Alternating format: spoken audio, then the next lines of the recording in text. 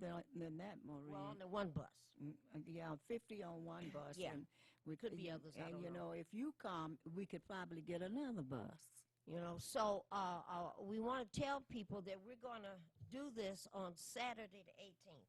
So not this Saturday, but the Saturday after that.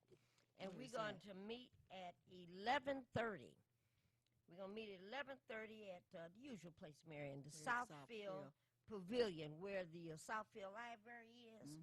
And the address is 26000, 5 numbers, 26000 Evergreen. And once you come to the pavilion, you make a right turn to get into it. And you go all the way down, make a right turn, and then you'll see, you know, all the rest of the cars, because we always get permission to park behind the pavilion and keep our cars secured. So we're going to meet no later than 11:30. The bus or buses, don't know how many, will depart from the pavilion at noon. We will be in Lansing by 1:30. The march, the demonstration, the rally, and when I say march, don't be afraid. That doesn't mean you have to walk 50 blocks. That's not going to happen. The bus is taking us straight to the Capitol. And you know where we always park under the underpass, overpass, whatever it is. And we'll be there, and the viaducts. And at 2:30, the rally starts. Now, Marion, I just left a meeting with Millie, and that's the CLUE group. And the subjects, a couple of them that we suggested, we got a ton of people, including a lot of college students, who are now being concerned about whether or not they're going to get drafted to go to war. And they're now angry, it's an too. issue now. Yeah, boy. So we got college students. We want to encourage organized labor to show up, because there seems to be a concerted attack against members of the UAW. And it's not just members. Looks like the conservative right-wing group is trying to take over organized labor. And we saw this before, Mary, with the Teamsters, but they're going after Rory. And they're going after Jimmy. Just a mess. So we want to encourage union members as teachers, AFL-CIO, AFSCME, all union folks and non-union people, especially them steel workers. 1,500 steel workers lost their jobs right here last month after you were promised that that wasn't going to happen. So we're going to go to Lansing, and we'll be there 3-4 hours. Go ahead, Mary. And we want to remind the public employees. Yes. All the rest of us came out there to stand with all of you that were facing the possibility of losing your home and everything. You need to be out there. Put your long johns on and get out there, and let's start. It's not right for our children to be looking at the possibility of going to war to support somebody like Rich. Especially to with somebody at the helm like the president. We cannot support that. And if you rich folks go somewhere else and fight each other, We'd like that to happen. that would be good. Go someplace else. Leave us to hell alone. You see? You see? And you know, and when you talk about, Maureen, the question of the attack on the UAW, let me say something about Rory and Jimmy. Ever since welfare rights was formed, here the National Welfare Rights Union was formed here in Michigan. Jimmy, General Baker, and other members, and Rory, supported us. Not only supported us and said what, they came out and said, what can we do to help you to have this founding convention here? And you know, and that was the opening of a real good relationship between organized labor and unorganized labor. So, you know, I want to leave you with this, is that these folks that are doing the attacking, they are not our people. Furthermore, no matter what color they are. Don't matter. These people that are doing this is trying to, like Mo said, you know, get rid of the union. And if union people don't understand one thing, you better understand, you let the UAW go down, then you're next. AFL-CIO, You AFSCME, are next. public workers, all of that. Yeah, all these years in the civil rights movement and what have you, you know, the UAW was there. And now they're attacking Just a moment. two of the best people that have been out here in the community and never turned us down on things. Not only that, they look at Jimmy. I ain't been too happy about him being downtown, but Jimmy, I know how he is when it comes to Detroit. The thing is that he's been working in the community. He has always loved the community. Rory has always loved the community, always looking forward to doing something for the kids and during the Christmas time, Easter time, the community with different food and stuff like that. We cannot let them get away with this. Caller, thank you for waiting, and thank you for calling Ask Welfare Rights. Caller, you are on the air. Oh, I got you on one TV, and I finally picked up my laptop. I got you guys on the internet, too. All right, All everything right, is where we working. going? Okay, I got 2 out of 3. I'm doing good. that's pretty That's good. right. I would say that the capitalists are the ones that's running these politicians and causing all this collapse going on with housing and schools, jobs. Yep. Yeah, you got There's no more government. The government it seems to be in cahoots with the capitalists. it. That capitalist So running once them, yeah. again, the people have to understand who's the government, because if you don't take back your government, this is why we're having so much deterioration and disaster and division, Holocaust, tsunami, climate change, and it's all a connecting dot. Yep. You Yes. think? Yep. Caller, we agree. We agree. So You know? it's just once Are we again, going to see you on the bus? 2020.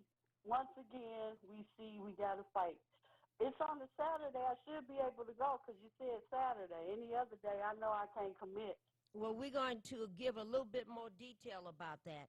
And Yeah. hopefully you can make your arrangements, and we'd love to ride up Yes, to Lansing indeed. with you, okay? Ride or die. I love y'all. Okay, thank you so much. you. Okay, bye-bye. Okay. So, Marion, again, on Saturday, January the 18th, come to the Southfield Pavilion, 28, what did I say? 28 at 3 zeros. 28, is it 28? Yeah, no, 26. 6. 26000. Mm-hmm. Did I say Southfield? All right, go back and read it again. Can't remember. Evergreen, 26000. Evergreen. The Southfield Pavilion, 26000 Evergreen. And that's at the Southfield Pavilion. We're going to leave at 11:30. I'm sorry, we're going to gather by 11:30. So you can come before that. And we're going to get on the bus, and the buses are going to depart at noon. Now, the first 10 people that contact Welfare Rights, and we don't have that many seats left.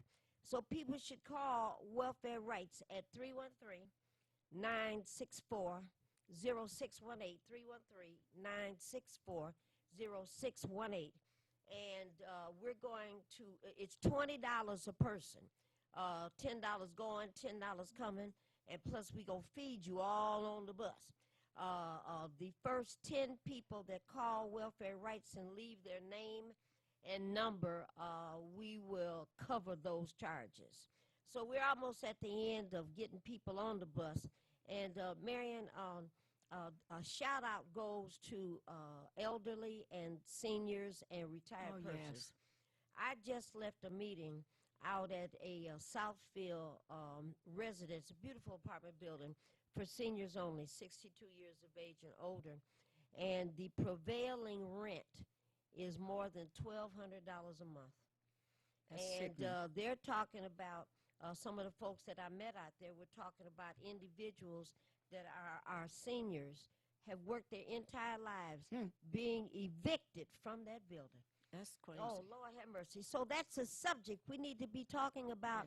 Yes. Elder care. We need to be talking about elder abuse, senior abuse, and we need to be raising these questions of income that is left to persons who are beyond their retirement years is not enough No. to keep body and souls together. So, caller, you've been very patient, and thank you for waiting, and thank you for calling Ask Welfare Rights. Caller, you're on the air. Can you hear me? Yes, you're on the air, yes. Oh, okay. I'm sorry. Happy Friday to both of you. And thank you Thank so very you. much. Mm-hmm. You know, I think that within our community, people need to stop being armchair quarterbacks and get involved. You know, Yes. they have I guess workshop or seminar, something happening at the police department on the 15th regarding sex trafficking too. Yeah. And we have so many of our people getting caught up in that kind of thing as well. And you know, I talked with Professor Michael Briggs. He's going to be at the Hood Research meeting tomorrow at the Dabo Center, and we were talking about poverty and crime and all of that. And he was saying that education is vitally urgent, and that's one of the things that's going to help solve the poverty problem that we have. For sure, Miss Theo. You and I and Marion and Big Les and a whole handful of other folks, certainly down at this studio, have been talking about the importance of education for a long time. Mm-hmm. And today, I'll just say this to you, Miss Theo, and I mentioned it to Marion before. I'm not the scary type, but this is the first time in my adult life where I have some genuine concerns. Yes. Lord have mercy. I never felt this way before with everything, democracy under attack, civility under attack, breathing under attack, life under attack. You know, I never felt this way before. And so I think you're right, this armchair quarterback stuff, criticizing things after the horse is out the barn. No, jump into this fight now. Right. You know? We have to talk to people about getting involved with the voting and also with the census because the count of the people in this city makes a difference with the amount of money that gets sent here by the federal government. That's right. And I've heard people call different shows and they say, well, you shouldn't vote and it doesn't do any good and all of that. And I was thinking as I was listening to that how these two men, senior citizens in their 70s, walking from opposite directions, and they meet up at the corner. Both were going into the little corner store. Hey, how have you been? Haven't seen you in months. And they're enjoying each other's conversation right on the corner. And then up rolls the big four. Big strapping overweight white boys work for the police department. And UNs better not be here when we come back around the block. Well, with the election of Mayor Coleman Alexander Young, that was stopped. That's what voting did. Yeah.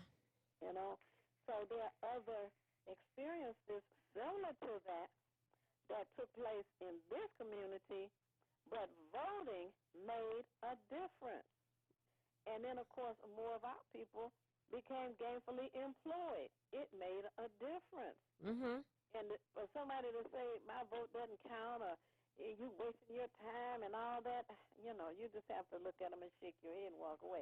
There's no point in arguing with somebody who's got a mental challenge, because that's what it is if they don't, they don't get involved. Well, I'm kind of thinking that with 2020 and the very critical elections that are coming up in this year, I don't know if we're going to have too many folks that's going to be sitting along the sidelines, because there's something that has to be done in 2020. Yes. Oh, yes.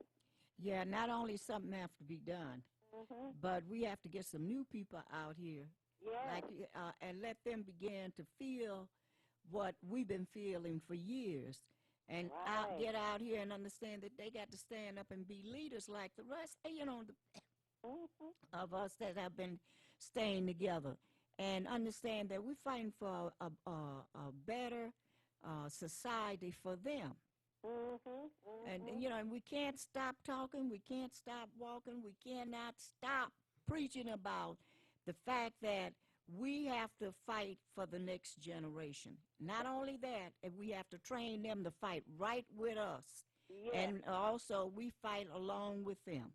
Right. Oh, I definitely agree. Definitely. Tomorrow at the Dable Center on Grand River, Wyoming, Sam Ridley is going to be there, part of a panel along with Professor Michael Griggs. And we'll be talking about focusing on the things that it takes to make a better quality of life. We just got to do that. Yeah, there's no choice And now. There's no choice. I want to throw one other thing in this and talk to the seniors, my seniors, and I, as I have, I'm a senior, but on the one hand, you work all your life hoping that you'll be able to retire, enjoy your children, and enjoy life, because you didn't hit that clock every time you look around, and you be looking for Saturday morning to come, and here now, for years, the last few years, they've been talking about investing Social Security. I said, Lord, let me stand and be here. I said, because senior citizens have not worked all their lives for these nuts that is running the government. Gamble away The money. Gamble away our money, but they keep their money.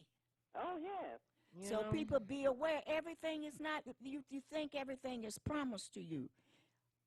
Open up your eyes and begin to listen and find out what's going on. Now, yes. Theo, They are switching.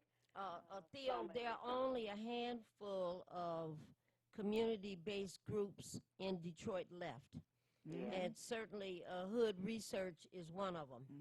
And the charge to you and the challenge to you is that all of us have to do more. Now, we have to do more. And that's because folks in our community are apprehensive about doing more.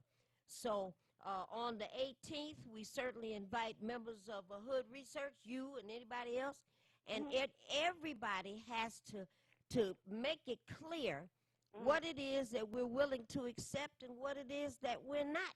Because I think, Miss Theo, we're getting to that point now. You know? I agree. Yeah. Now, tomorrow, we're going to be at the Dable Center from 2 to 6.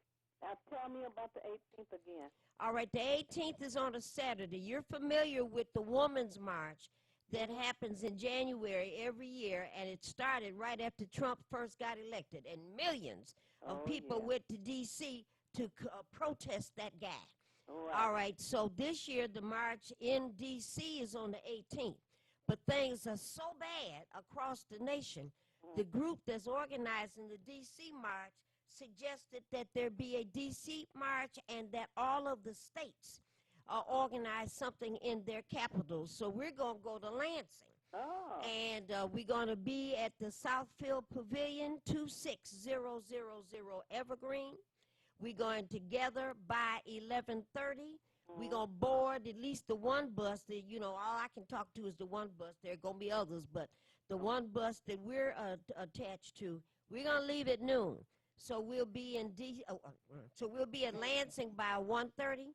The rally starts at 2:30. We'll be out there 2-3 hours talking about this gas tax going up to 45 cents a gallon.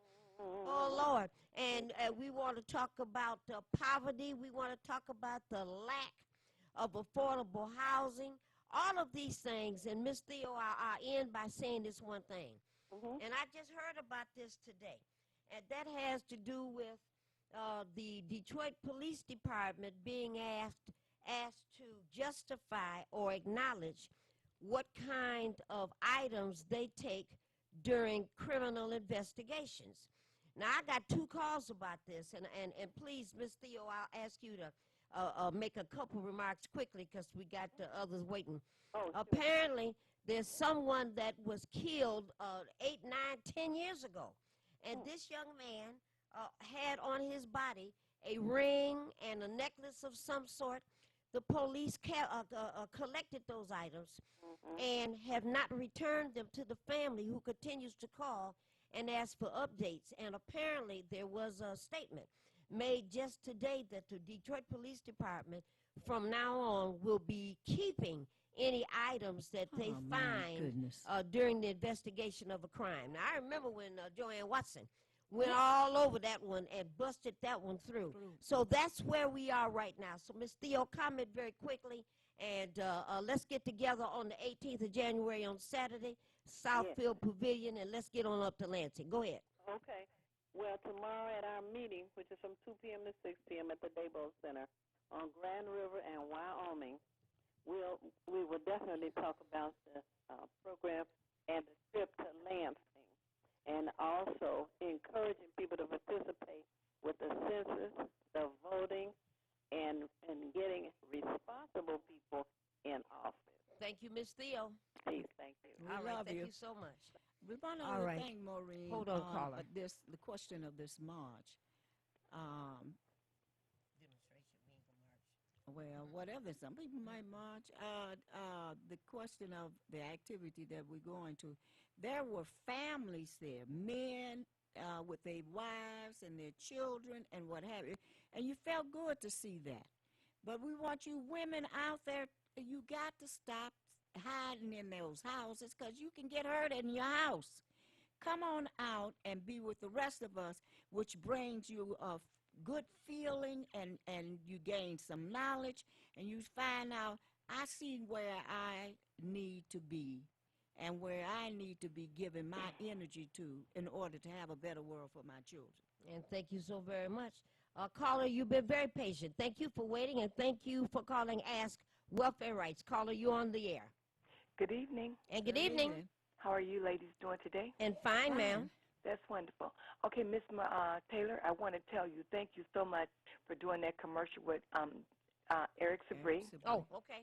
With that being said, to whomever own your property, homeowners, go down to the city of Detroit, down to room 135, and see, because from 2010 to 2016, the city has been overcharging us on property taxes. This happened back in the early year 2000, because when Miss Broughton used to come on from 2 to 3, I called her and I told her about it, and I told her who to call.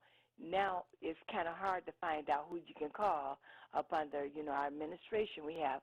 But go down to room 135. They will let you know if you've been overcharged in property taxes, and you can get your money back. I saw that earlier today, caller, and I copied it. What it says is Detroit overtaxed homeowners by at least $600 million, yes. After it failed to accurately bring down property values. It says the Detroit News did an investigation, and, it's hard to believe anything they say. And what they did was, of the more than 63,000 Detroit homes with delinquent tax debts as of last fall, more than 90% were overtaxed by an average of $3,700 per household per year. So caller is absolutely correct. Anytime, if you were in the city of Detroit and you own some property, and you're behind on your taxes now, or you're not behind on your taxes, you need to be there. Yeah, you need to go and check from 2010 to 2016. The average is the county might owe you $3,700 per year. And Miss Taylor, go ahead. And I don't mean to, because what happened was, how I found out about it, I was going to pay my taxes back in, and all of a sudden, the lady said, "Man, why is you overpaying in taxes?" I said, "That's what's on my bill." Come to overpaying her taxes. Guess what? Yeah. The city owed me I got a check for $3,500. 4 years later, I got a check for $4,200. Okay. So I'm telling everybody, they got the money put up. It's in a escrow account. Go and check and see. And I try to bring the information to the people, everything I can find out about the city of Detroit. And then I am going to start telling you all what banks you can go to that giving out loans to fix up your house next week. We're going to need that Hey, information, you better be okay? in line next week. All right. Thank you very much. And Highland Park is the first city. For sure. Well, Thank you for sharing. Okay, thank you. You All ladies right. have a wonderful weekend. And you as well. Okay, bye-bye. Okay, and Marion, let me read this top line again because the caller just pointed something out. This says Detroit overtax homeowners. This is not a county issue.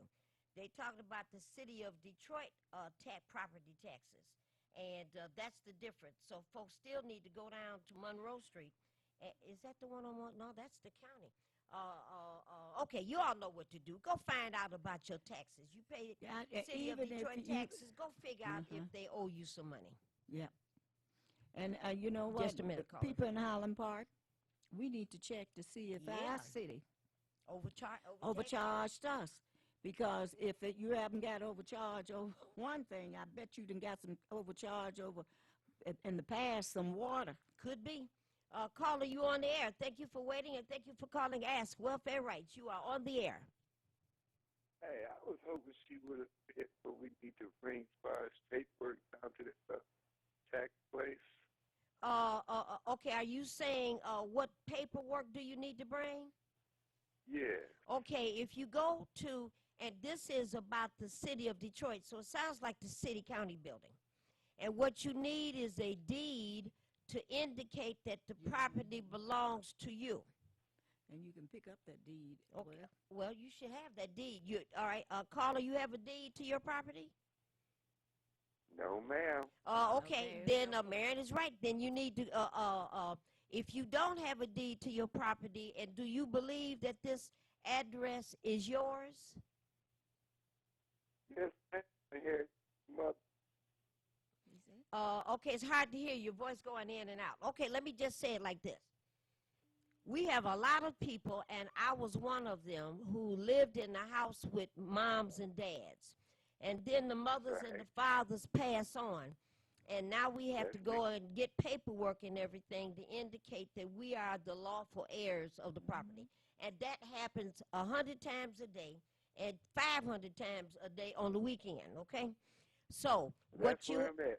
I knew that. He said, that's where I'm at. Okay, and I know that struggle because I had to get into that one. So what you'll have to do is you'll need a death certificate. You'll need, to indicate that the property once belonged to your mom or your dad or, whoever it is in the family. You can get that. And you can, Marion is saying you can get that downtown at the city-county building. And is it on the third floor where, oh, shoot, I done forgot now where Kathy Garrett. Yeah. And they will tell you once you go, if you go to any one of those offices, they should be able to tell you where you can pick up your what are we talking about? We're talking about deeds. Deeds, because that moved and it's in a new place. But you can call even the water department. They'll tell you where you could go and pick up your deeds. Okay, so you need the deed. You need something that says, A, that the property belonged to somebody. And then, B, if you're an heir or the son, daughter, grandson, granddaughter, then you'll have to have something that says that you are, in fact, this was your mom, this was your dad. Then you'll need to have a death certificate to indicate that that person passed away. And other than that, I think Marion is absolutely correct.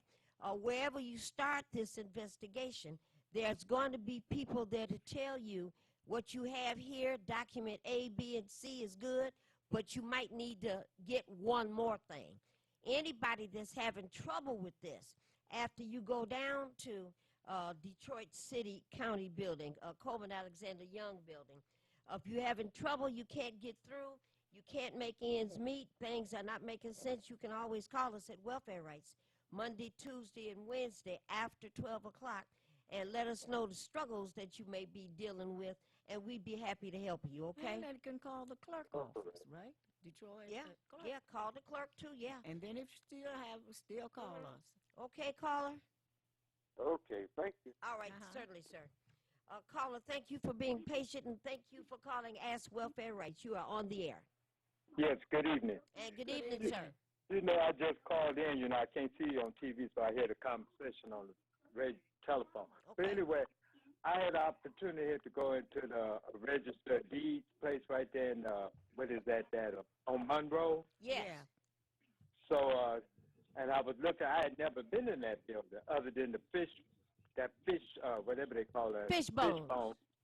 But anyway, it was interesting. I was sitting there and looking, waiting on to get some information on the deeds, take care of some business. But nevertheless, that's where you go for that. Anyway, what I called about, too, also, back here, I think it was last month when the superintendent of Detroit Public Schools was announcing that they were moving out of the schools, whatever, that new city area and going into some school. We got two schools picked.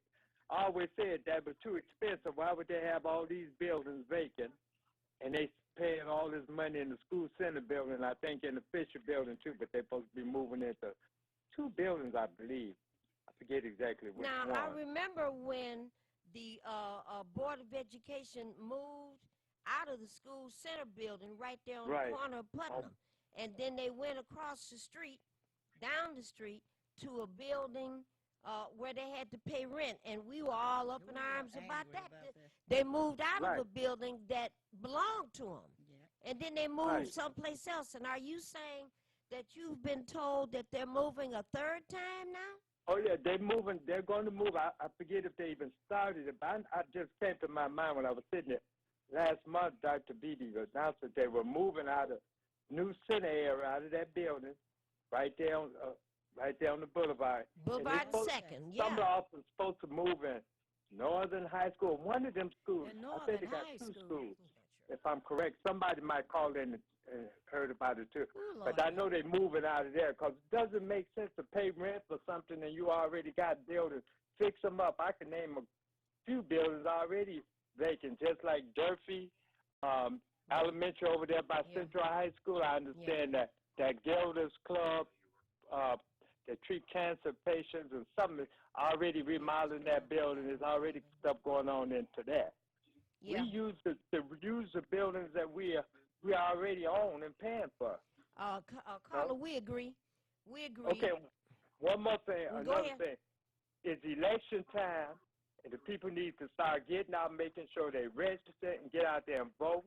And if they got people that's in jail or something or on probation, make sure if they're able to vote and get, I don't know how they do that. If, you know, so much stuff goes on behind your back, they don't let people know. They can vote. Some people can vote, returning citizens or something. That's right. Y'all know more about it. That's right. And one more thing. That chicken, what they call that chicken fillet, where all y'all be standing in lines for 4 and 5 hours. Have y'all sit in the line and got into that chicken? What does that chicken do? Nothing, just lays on the bread. Wait for you to bite down in it. See, they don't do nothing else. I mean, they standing in line in long lines for 5 and 6 hours. Do they have any other thing to do in their life to get out there and vote? That's what they should do. Well, I just wondered. I thought maybe you and Marilyn were standing in the line too out there waiting on that piece of chicken. No, we don't do that no more. No. Because we had a friend that promised that he was going to bring us some barbecue. That's Okay, about 5 nice years talking ago, to ain't y'all. Nice talking to y'all. I talk all about right. Bye. Okay, caller. Thank you so All much. right, bye. All right. He just identified the Register of Deeds office, and I had forgotten about that. And that's down on Monroe Street. So the other caller that called a little while ago, that's probably the place to start this research, going to the Register of Deeds office and finding out what documents that you have to have in order to determine whether or not you were overtaxed. Caller, you on the air? Yeah, he's talking about that new Chick-fil-A that get a whole year worth of chicken free. Yeah, talking about Chick-fil-A. I heard that. I know. I know people That's standing probably a good outside. deal if you wanted to book No, it. we haven't. We didn't take the opportunity to do that No, we because go. we waiting on holding our nose, Mhm. waiting on That's our a about different PQ. caller. That's a different caller. Is it? Yeah, yeah. We probably not gonna stand in line to wait for no chicken. But I do understand the point where there are lots of people that are standing in lines all across the nation trying to get a chicken sandwich. I don't understand it.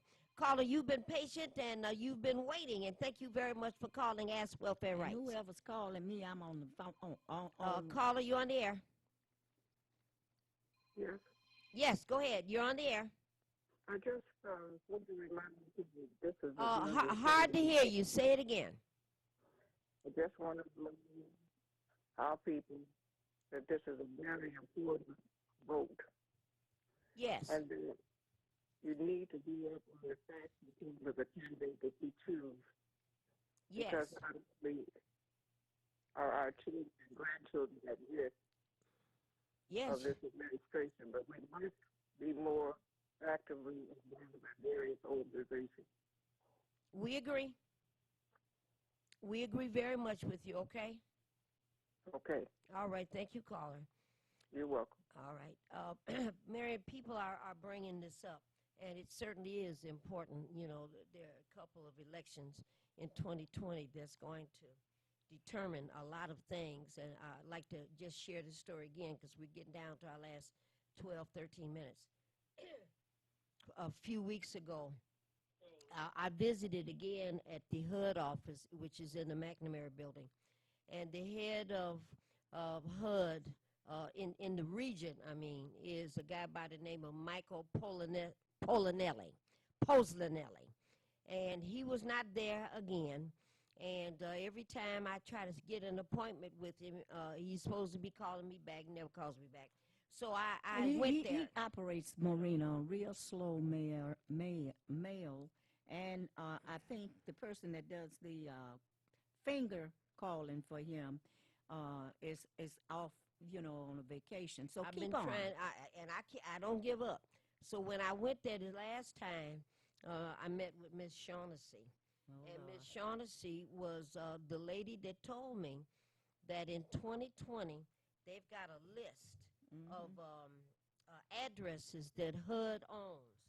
And I was there complaining about the lack of affordable housing and a lack of affordable housing for low-income and moderate-income people. This is ridiculous. They've got houses on Peterborough, Marion, where the shelter is. Down the street from the shelter, toward Cass, where rent is $2,400 a month. That's right. On That's how it is. Peterborough. That's I mean, it. it's just ridiculous. So I was there complaining and was told that this list of 300-400 addresses were the property addresses that HUD owns, and that in 2020, and the inference is after the election and the Republicans remain in office, that's what she was saying, that they're going to start selling these properties where people live, and those who are enjoying a subsidy and a lower amount of rent at this moment will not be able to enjoy that subsidy for the duration of their lease. They can't stay at whatever these buildings are up until their lease is done, ended, and then after that, these property owners have the right to start to assess market value rent. So, Maureen, I think we could stand out on the corner. well, I wanted And to say talk, that because you were talking about seniors. So give them that message because Look, they the ones. They don't want to hear it. But people don't understand. We have stood out, gone to meetings, gone to conferences around HUD and all the rest of them.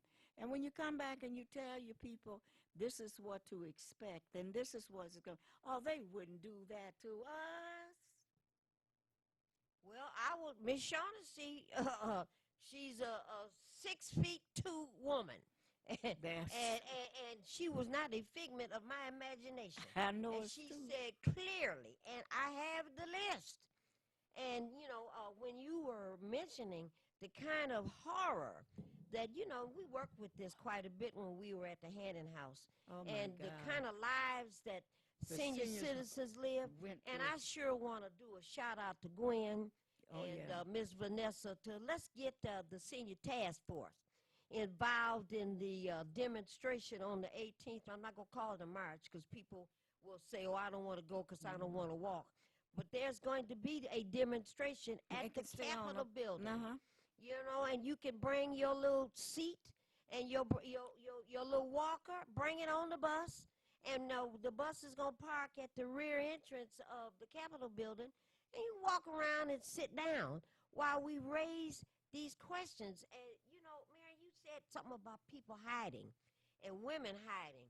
What the hell is it about seniors who are getting $700, $800, and $900 a month? That's their total income. Why?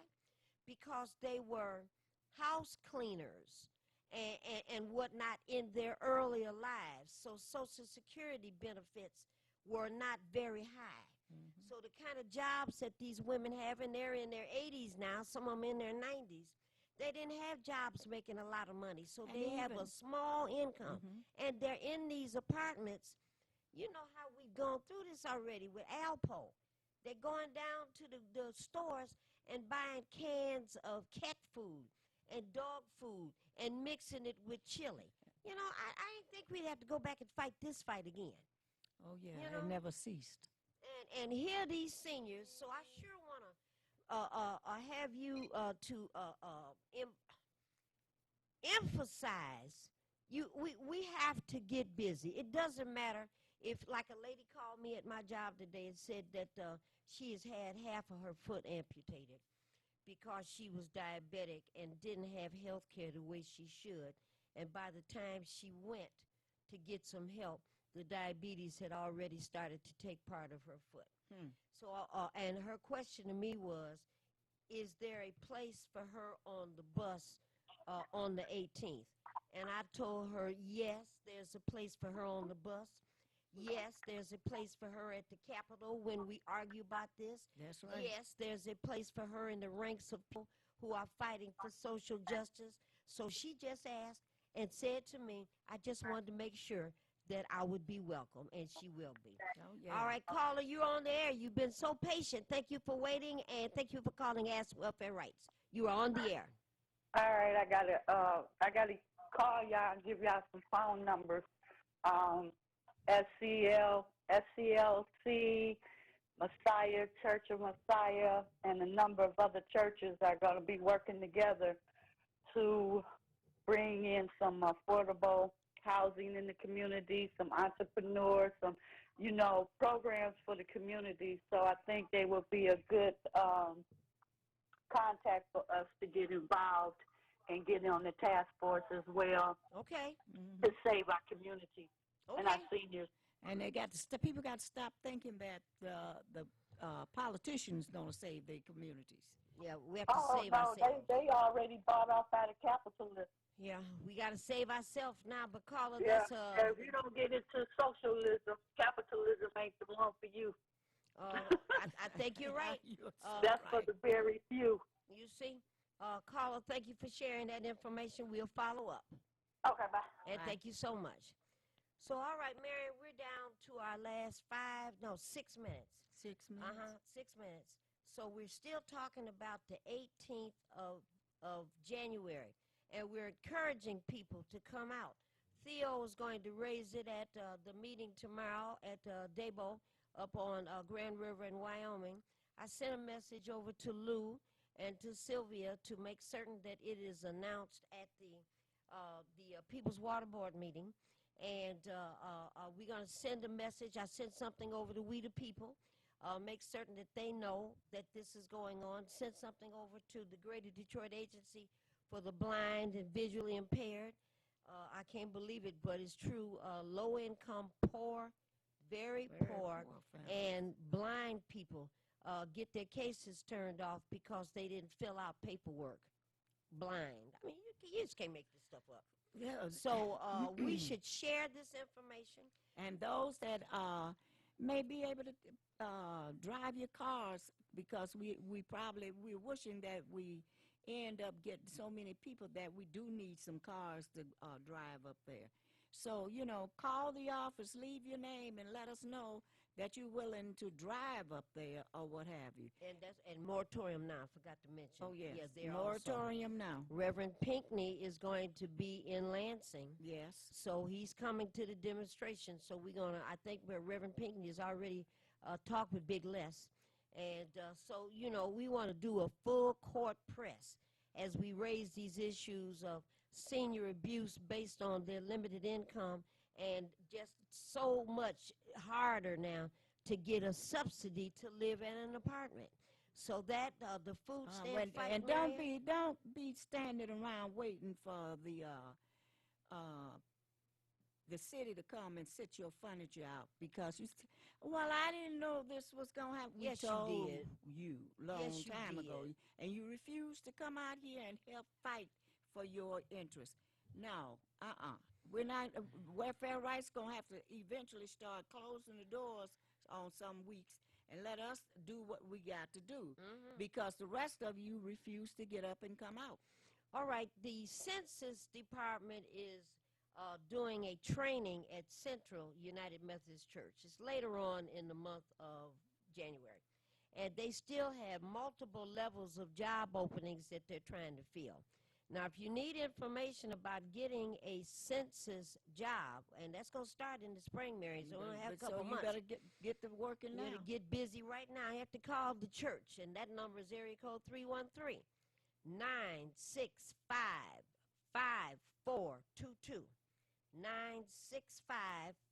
965-5422 to get information about how to get the training, fill out the application to be a census taker. The young man brought us the information about the Register of Deeds office, and I had forgotten that. That's at the Monroe office, and the newspaper is the one that issued this document, Marion, that said between 2010 and 2016, according to calculations by the news, the city of Detroit overtaxed people to the degree of at least $3,700. Now, I said per year, but I'm not sure about that now. I think whatever it is, Maureen. But you need to figure it out altogether. You need to get what is necessary and get on down there and get that money. You see? All right, there are a couple more things. There's a whole big report about Detroit being one of the cities with a high percentage of African Americans and one of the most deadliest in terms of toxic air, lead poisoning, and water shutoffs. And it's a whole article in this, and this is in the, what is the magazine? The Guardian. Oh, the Guardian came out 2 days ago, and they were talking about the struggles that people in the Detroit are having, particularly zip code 48217, that Southwest Detroit zip code where the water, where can they pick this up? Go to the Guardian, Guardian, and pull up Guardian article on Detroit, and look for it there.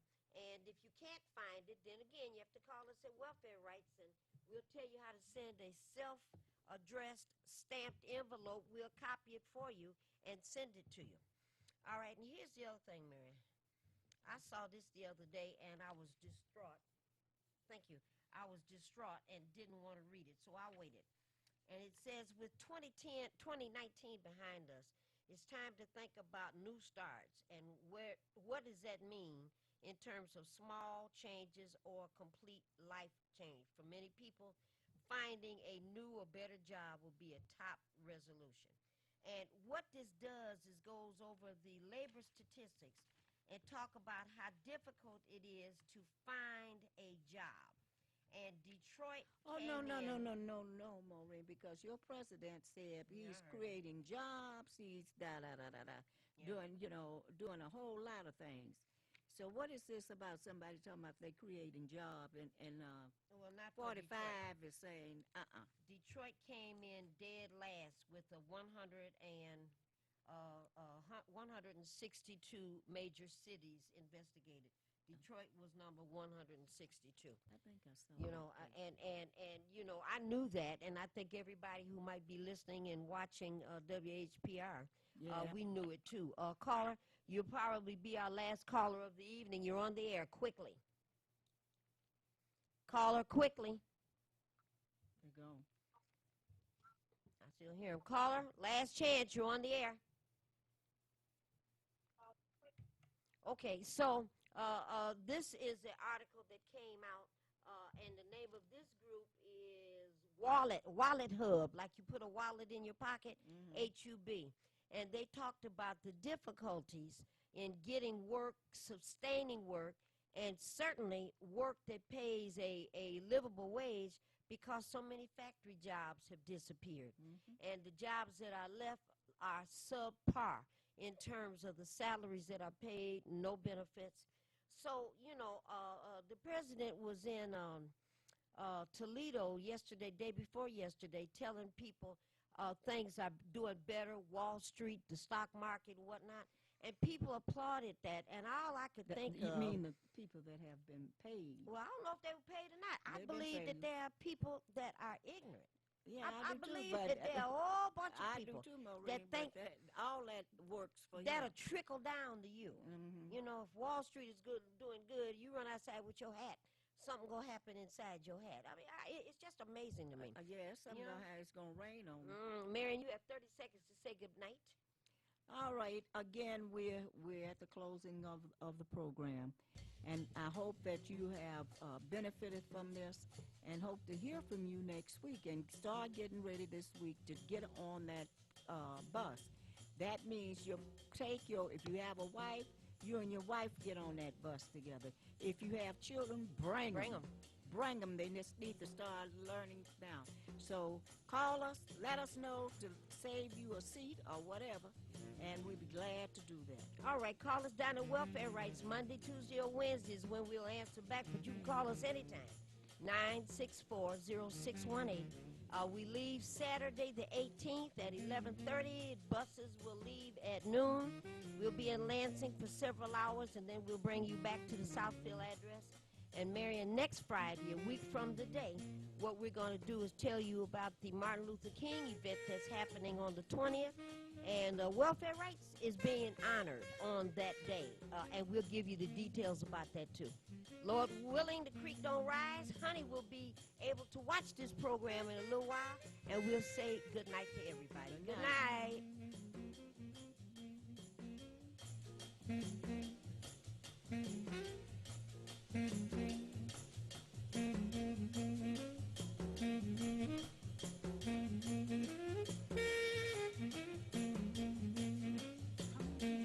To bring you some information about the #1 detox in the nation, Lemon Burn. Lemon Burn helps to turn the fat into fit. It's for you, a happier, healthier you, because you know healthy is the new beautiful. An all-natural way to improve your health. It promotes a healthy digestive system, attacks and reduces belly fat, as well as gives you energy. And to get yours today, call 313-868-6612. Don't forget to exercise and... Well, we're moving on now. To the side. To a deluxe apartment in the sky.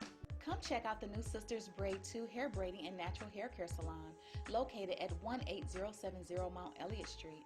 Our new salon is spacious with adequate parking, Wi-Fi, and all brand new state-of-the-art salon equipment. Come meet your local hair braiders and natural hair care specialists, and check out our many hair care services, such as hair treatments, box braids, cornrows, tree braids, Havana twists, children's braids, natural twists, lock extensions, kinky twists, goddess locks, updos, full weaves, and more. Please feel free to visit us on the web at www.sistersbraid2.com or call 313-826-0498. Here at Sisters Braid 2, we offer exceptional care for exceptional hair. We look forward to seeing you. Sisters Braid 2 is a proud recipient of the Unity and Rebuilding Fund.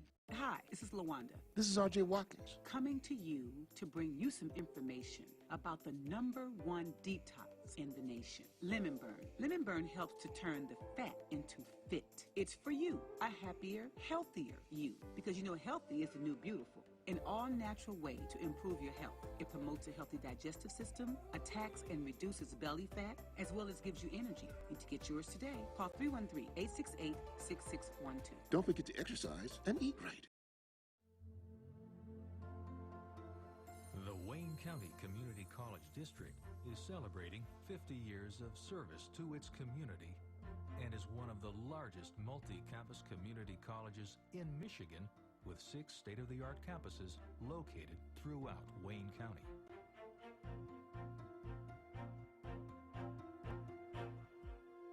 WCCCD is one of the leading community colleges in Michigan and the nation, with 6 campus locations positioned in the metropolitan area. The campuses: Downriver, Downtown, Eastern, Northwest, Western, and the Mary Ellen Stempel University Center and Center for Learning Technology serve students of all ages. It provides students the opportunity to complete associate's degrees, certificates, or courses that lead to advanced degrees from 4-year university partners. WCCCD is a proud advocate in the community for education. The district office building is located strategically in Detroit, with the downtown campus across a companion courtyard. The district office is centrally located to support operations and services for all campuses. WCCCD is accredited by the Higher Learning Commission. Strategic planning has become an essential tool for guiding our direction and assuring that the district achieves its mission to empower individuals, businesses, and communities to achieve their goals. This is a story about a great turnaround, a visionary direction. WCCCD Chancellor Dr. Curtis L. Ivory has steered the district in an exciting direction for more than 2 decades, working with a dedicated leadership team strategically to prepare a highly skilled workforce and the academic career success of scholars. Southeastern Michigan historically has the reputation for auto manufacturing technology. The region is evolving into a dynamic center for information and advanced manufacturing technology. These are exciting and challenging careers in a new environment of business opportunities. WCCCD places an emphasis on the careers which are among the fastest growing and awards approximately 3,000 degrees each year, preparing students for numerous career fields. The district is one of the top associate degree producers in the U.S. Wayne County Community College District is committed to the holistic development of its students. What that means is that we're not only focused on the in-classroom experience, but we're also focused on the out-of-classroom experience. When students enroll at Wayne County Community College District, they have the opportunity to sit with experienced academic advisors who allow students to chart their academic path. They have the option of utilizing our tutoring services at any of our 5 campus locations. This allows students an out-of-class experience to be able to brush up and better prepare for the course content. Students have an opportunity to go through orientation. This acclimates them to the district's resources and the staff and personnel that are here to assist them. By allowing them to go through orientation, they're familiarized with the resources, but also have an opportunity to sit with advisors. All of our administrators and staff members throughout our student services unit at our various campus locations are committed to making sure that our students succeed. And succeeding means coming in with a plan and working that plan to the point of completion. So we're excited when students come through our doors and admit, and we're even more excited when we walk across our stage and graduate. We are here to not only move our students forward, but we're here to support them throughout their academic journey with us. The lecture series, which presents notable speakers such as Carrie Kennedy, Tony Burrows, Bickman Nguyen, American astrophysicist Dr. Neil deGrasse Tyson, Douglas Blackman, best-selling author Michelle Alexander, Tim Wise, Henry Louis Gates Jr., and Judge Glenda Hatchett. Find your path to success at Wayne County Community College District. From high-tech facilities to experienced instructors to a range of programs that give you the skills you need for in-demand jobs. Everything you need to jumpstart a new career or advance your education is at a campus near you. And we're here to support you every step of the way. So why wait? Register today.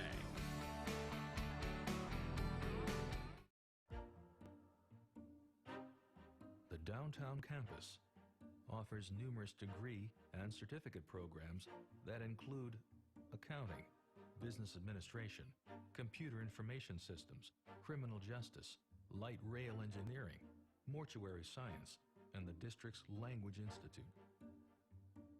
WCCCD is proud of the many nations represented by a diverse student population. The flags in the atrium pay tribute to these students. The Global Language and Culture Series is an educational outreach program encouraging students, staff, faculty, and people in the community to explore the world.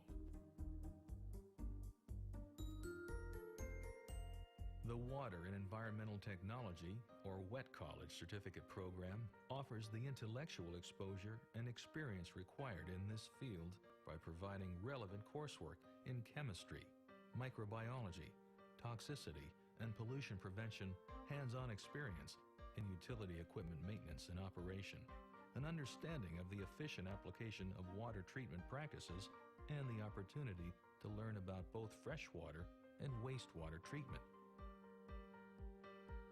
Access My Library College allows students to have 24/7 access to online resources, offering numerous options, including e-books, periodicals, and extensive reference libraries for student and faculty research. The community room, named in honor of trustee Frank Hayden, provides a setting for many community education programs and seminars, guided by educators, authors, and scientists from around the world.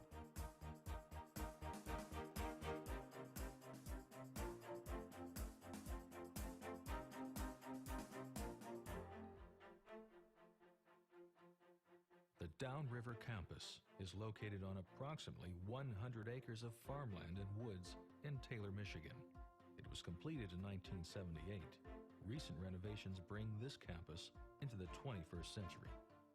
The 78,000 square foot Heinz C. Prechter Educational and Performing Arts Center features an 812-seat theater, advanced technical amenities, studio rehearsal space, a gallery for the visual arts, and 14 classroom seminar rooms, providing an inspiring place for WCCCD's burgeoning arts and theater program. Culturally exciting events generate large audiences, as demonstrated by the recent Michigan Philharmonic performance.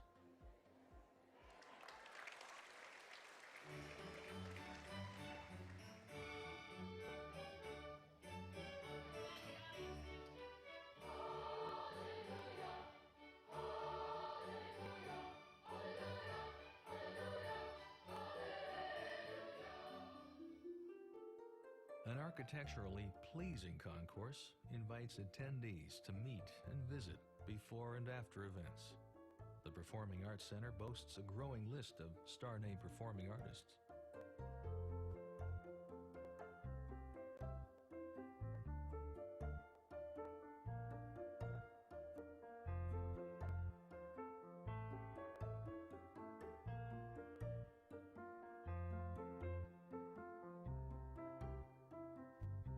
Many community education and cultural programs and seminars for faculty, students, and the local community are held in this center. The building design encourages students and educators to gather. The advanced science labs support the learning experience.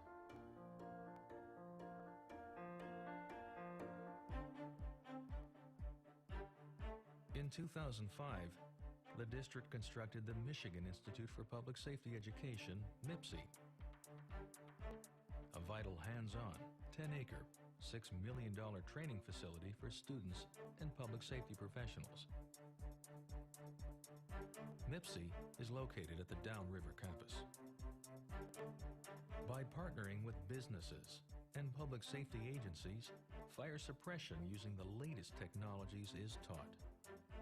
The facility houses a 5-story fire tower and a man-made lake for water rescue, EMS and firefighter training including confined space emergency training. The 12,000 square foot training center also trains firefighting and emergency medical technology. Firefighting depends on rigorous training and quality equipment, as seen in this simulated car fire training scenario. While wearing full gear, trainees shoot water toward the car fire from a safe location outside the hazard zones of the vehicle. A fog spray pattern of water from the hose enables a second firefighter to get in close to place wooden blocks around the wheels to prevent the car from moving. When the fire is extinguished, the firefighters evaluate the situation and prepare for the next incident. One of the reasons for the MACO is to have an ample supply of oxygen tanks for all rescuers at any given time. Keeping firefighters safe during rescue is always the ultimate goal. The training also includes exercise routines to ensure physical fitness. Another dimension of MIPSI is SWAT tactical rappelling, providing law enforcement an insertion point into a hostile location. Having the capability to take unexpected and unorthodox measures to resolve high-risk situations with the element of surprise is what SWAT is all about. The district's Public Safety Department and the Office of the Wayne County Sheriff work together, providing students, employees, and the community a safe and secure community and learning atmosphere. Implementing one vision for all campuses, safety is a top priority. District Police Authority Chief and Captain are constantly monitoring operations and safety strategy. By implementing smarter surveillance, the team of emergency personnel in the District Communication Control Center monitor all campuses 24/7. They answer calls and coordinate an immediate response with police, fire, and emergency medical services. The center is equipped with the latest technology needed to monitor and maintain safety and security. With the slogan, "The harder we ride, the better we serve," the energetic camaraderie of bikers is unique. Established in 2001, bikers complete a 40-hour bike officer course. The unit has national certification from the Law Enforcement Bicycle Association. Bikers quickly cover more territory, have high visibility, get into areas that normally are not easily accessible by patrol vehicles, and create a sense of security on and around campuses. The College District Police Authority provides security and support on WCCCD properties and adjacent areas around the clock, 365 days a year. The officers undergo routine trainings at MIPSI in a range of emergency response scenarios. Emergency telephones are strategically located for easy access and facilitate immediate contact for someone needing emergency help. The All-Volunteer Honor Guard Unit, established in 2010, is part of the Uniform Patrol Division, trained in drill, flag folding, casket guard, presentation of colors, and parade march. The Honor Guard brings pride, honor, and dignity to college events. Cybersecurity, it is affecting every industry. Systems could be shut down. Our critical infrastructure could be attacked. We realized right away that the National Guard could play a role where we could get formal federal training in cybersecurity. Wayne County Community College is teaching these certificates. Huge demand for IT cyber positions. That talent can plug in and work for industry. It's such a strategic potential for Michigan. The future's very bright.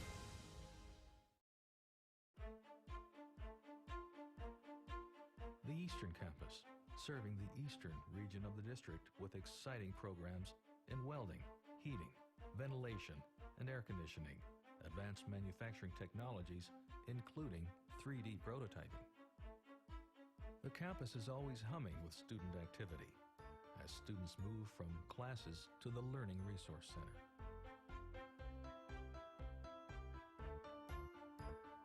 Advanced manufacturing offerings prepare students for entry-level positions as operators and programmers.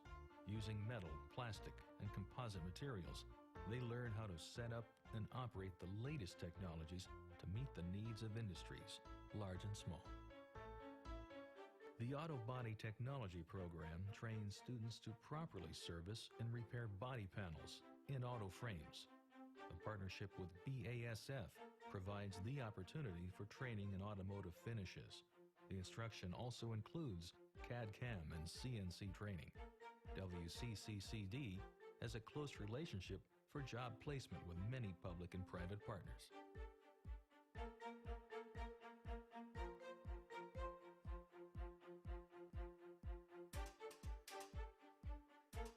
The program in TIG and MIG welding, joining metal and composite materials, is used in a wide variety of industries and aren't. There is active job recruiting and placement in this career path. Climate control in residential, industrial, and commercial buildings is essential in all environments. Employment of HVAC mechanics is expected to grow over 21% in the next 5 years. The Fashion Design Associate of Arts degree combines an artistic foundation with hands-on training. These skills are necessary to be successful in the fashion industry. There are lucrative possibilities for the men and women enrolled in this sensational curriculum.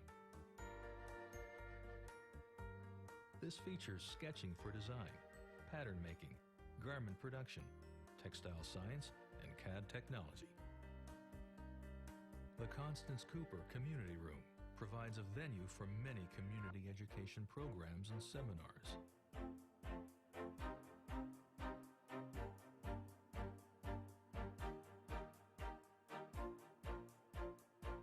The annual art show gives the community an opportunity to see creative student products.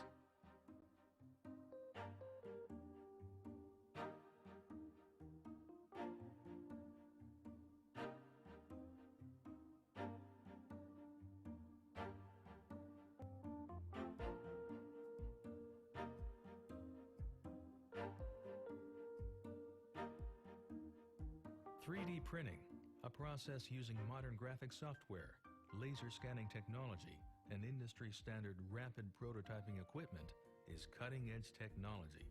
Graduates have the opportunity to work with Linear Mold and Engineering Incorporated, a local company manufacturing products using layering technology.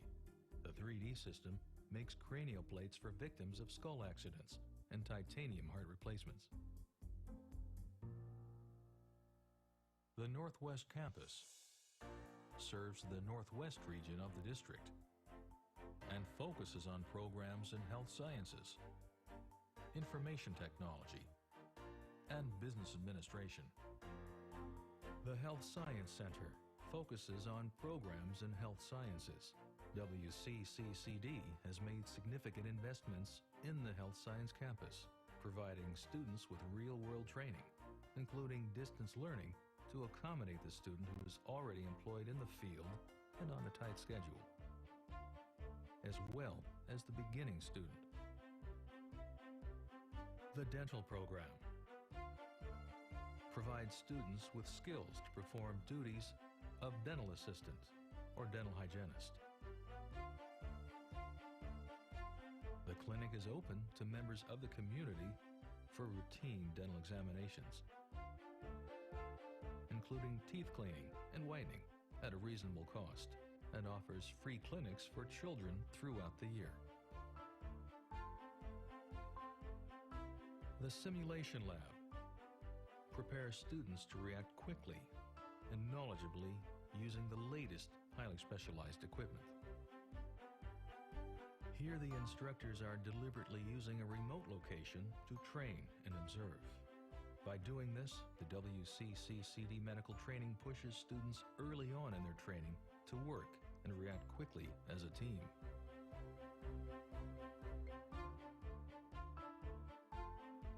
Observing operating room protocol, learners are taught through demonstration and practice.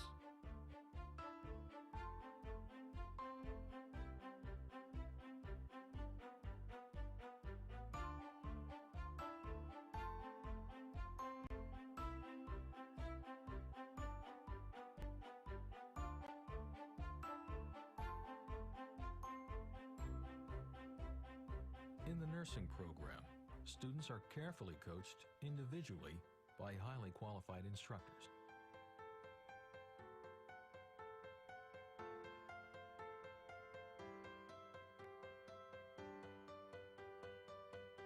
Phlebotomy, the process of making an incision, a procedure known as venipuncture. Phlebotomists are trained to draw blood from a patient for clinical or medical testing, a career offering significant rewards. The need to fill prescriptions accurately is key to pharmaceutical training. Students work with an array of compounds and are taught crucial skills and calculations required in the profession.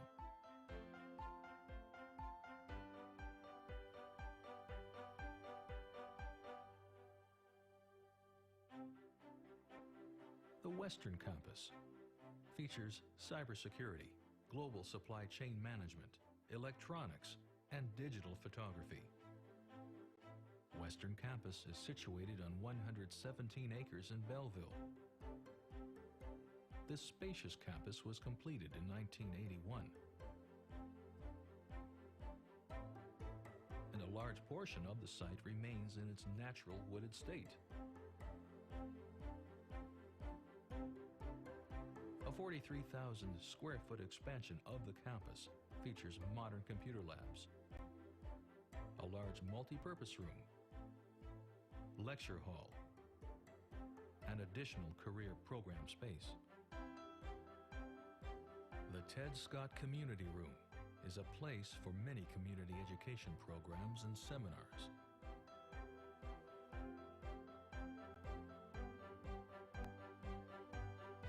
An instructor carefully prepares students with current medical technological tools.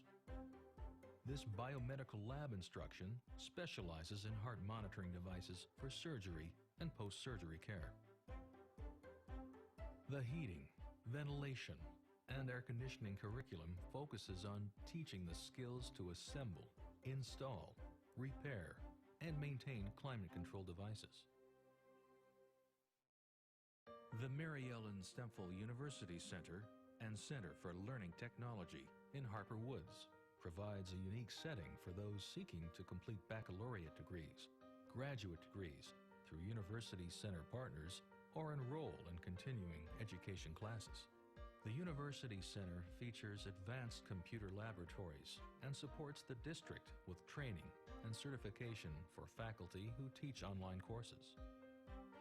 The spacious lecture hall supports large group instruction and a variety of community education programs and seminars, public meetings, and continuing education programs for local and regional organizations, both public and private. The Mary Ellen Stempfel University Center and Center for Learning Technology is the district's hub for online training for distance learning and multimedia production. Using collaborative instructional technology, the robust computer lab is in high demand for training and learning experiences for staff, faculty, and community members. The Apple Mac Lab provides a media production lab with professional video production, editing, and digital animation using the most advanced levels of technology. Providing space for students and community members to gather and work in partnership is key in this stimulating environment. Distance learning options include full online and hybrid courses and virtual classrooms which offer WCCCD students a convenient way to earn college credit. Course content and transferability is identical to classes offered on campus, so students have more scheduling options and a wider selection of classes to meet their needs. Students engage with their faculty members and other students, complete assignments, and participate in instruction, all via the Blackboard Learning Management System, blending learning and web-enhanced instruction. Continuing education, the broadest of all community college functions, embraces adult and continuing education, often called lifelong learning, as well as numerous other activities not part of traditional college programs.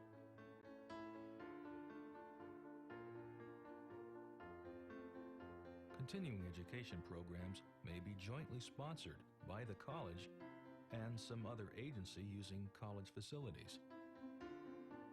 It may be provided on campus or off campus through a variety of instructional modalities.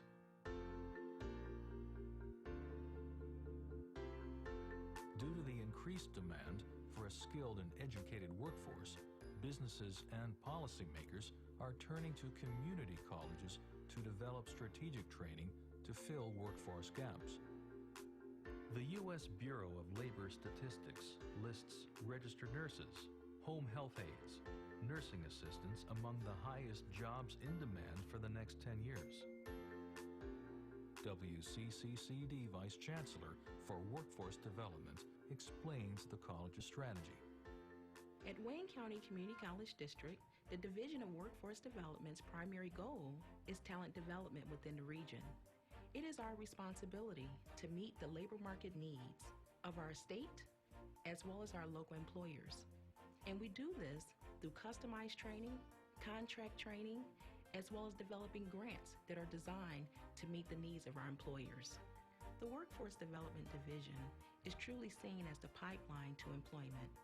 We work very closely with our local employers to ensure that we understand their training needs, and we're developing our programs where they are aligned to industry-recognized credentials, where our students are able to gain that job while training for their educational needs. What an opportunity for learners of all ages. Many can take advantage of this inspiring educational setting, which includes community education programs. WCCCD continues to develop academic opportunities based on rigorous state requirements to meet the needs of all students. Through cutting-edge technologies and uniquely designed programs. To quote Chancellor Dr. Curtis L. Ivory, "The need for an education is one of the toughest, most persistent, and entrenched problems facing America today. I am a passionate advocate for the leadership role community colleges play in addressing the continuing education of all." Wayne County Community College District, one mission, serving southeastern Michigan with 6 campuses, where learning leads to a better life.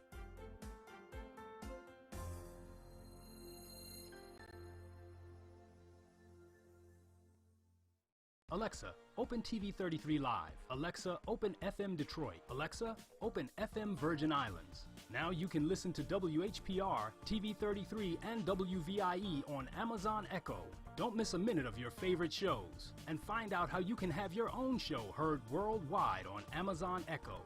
For more information, go to FirestickTVNetwork.com or call us at 313-868-6612. The Watkins Broadcasting Company. 107.3 FM, WVIE. How would you like for this to be you? Well, it could be. If you have the desire to be an independent radio personality, paying yourself, this is your chance. WVIE 107.3 FM and WHPR 88.1 FM are looking for people with outgoing personalities who can attract sponsors.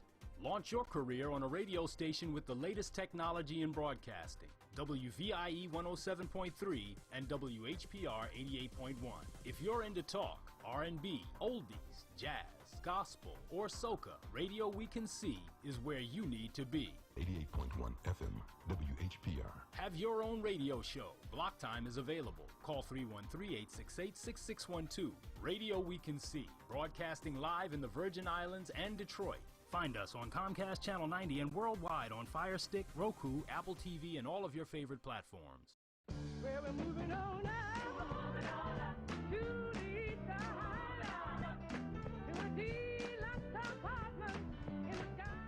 Come check out the new Sisters Braid 2 hair braiding and natural hair care salon located at 18070 Mount Elliott Street.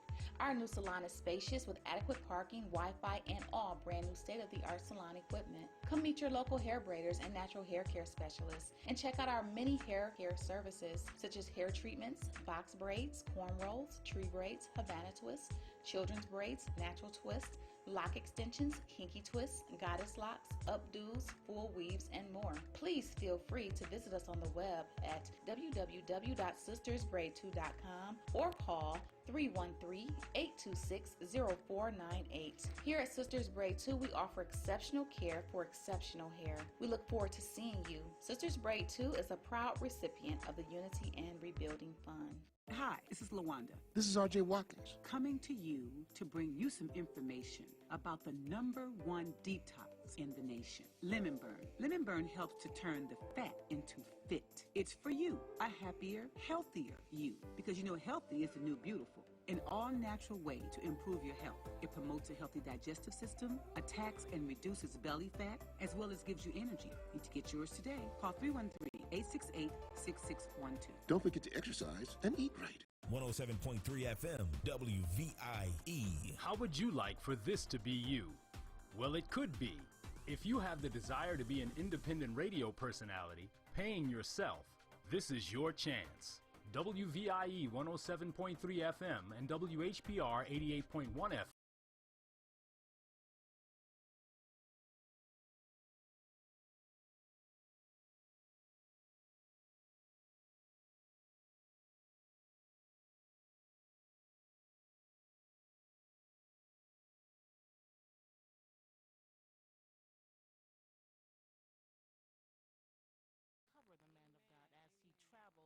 abroad as he travels in these different cities and nations, and we have to cover him. We have to intercede for him. Amen.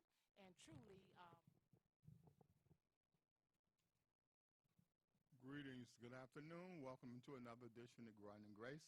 I'm your humble host, Chico Whitaker. Before we go into the throne of grace, I'll be reading today from 2 Timothy, the 3rd chapter, and verses 1 through 7. So if you'd like to get out your Bibles and follow along with me, you can. Now we will go into the throne of grace. Heavenly Father, welcome. Heavenly Father, thank you for blessing us, Lord, today. Thank you for giving us the strength to get up, Lord. Lord, bless the sick and afflicted today. Heal their bodies and touch their soul. Feed the hungry, Lord. And those that are wrecked with pain in their bodies, heal their bodies and comfort their soul. Comfort the bereaved, Lord. Those that are lonely, Lord. Bless them, Lord, with a companion or a relative, that they will come back and spend more time with them and fellowship with them. Save the lost at any cost. These blessings we ask in Jesus' name, and in Jesus' name, amen. Thank you. Good afternoon. You're tuning in to Growing in Grace, and I'm your host, Chico Whitaker. Like I said, we was going to be coming to you from Timothy, the 2nd chapter, Timothy 2, 2 Timothy 2, chapter 3. And it reads like this. This know also, in the last days, perilous times shall come. Perilous times shall come. For men shall be lovers of their own self, covenant, boasters, blasphemers, disobedient to parents, unthankful, and unholy. Okay. Why are we having perilous times? I'm going to give you several reasons why. When I was a young boy, raised by a single parent, My mother raised 6 children. But she taught us the love of God and to fear God. And most of all, worship God. So every Sunday, we would head to the church. A lot of times, we would be sleepy and then feel like going to church. But my mother would take us to church.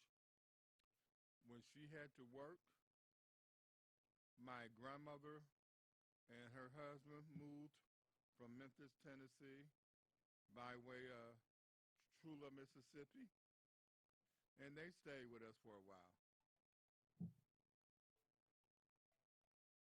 While they were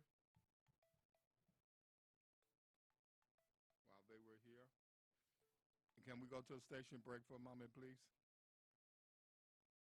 Yes.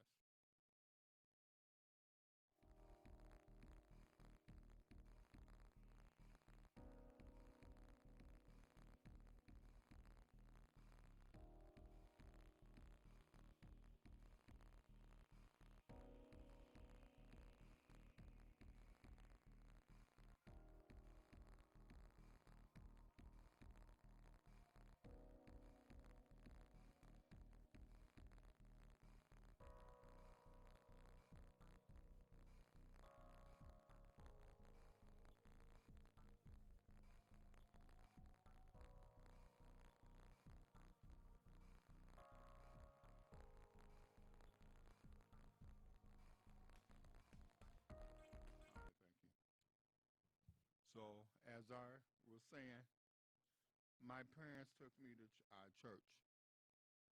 Nowadays, as we get older, we are consumed by electronics, our social media, television, friends, dating, or drugs.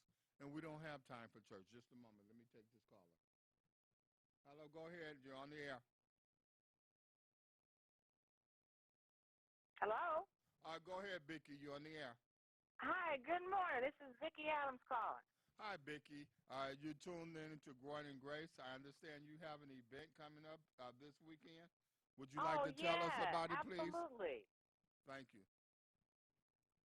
Okay, we're going to be at the Joseph Walker Williams Center this Saturday, the 19th, from 12 o'clock to 5 o'clock. This is going to be our very first Men and Boys Read event. Yes. And listen, we're excited about it. We've got some wonderful men who are going to be reading to boys. And parents have been asking me all along if they can bring the girls. Of course you can bring the girls, but the reading materials and all of the activities around the reading for this event is going to be directed specifically towards boys between the ages of 5 and 12. Vicki, why was this event set up? And can you give us a little more detail, please? Oh, sure. Now, first of all, I want everyone in the audience to know that I am an educator. And I was speaking with some other educators, and we had a major concern about this new Michigan law. And I don't know if the parents in the audience are aware of it, but this is the first year that the law takes effect. And if students cannot read or demonstrate they can read by the end of the third grade when they take the M-STEP test, they're going to be retained. Now, for the city of Detroit, only 12% of the students passed the reading test last year.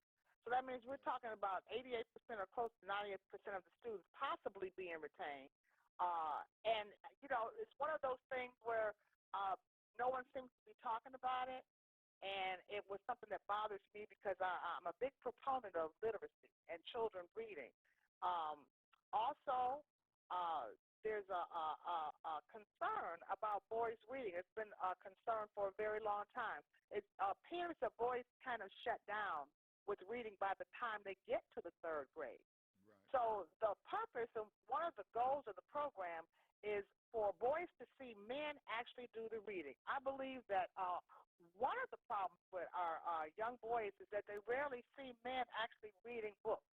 And I don't know about you, but when I grew up, my grandfather and my father, they used to all read the newspaper. We actually saw them visibly reading.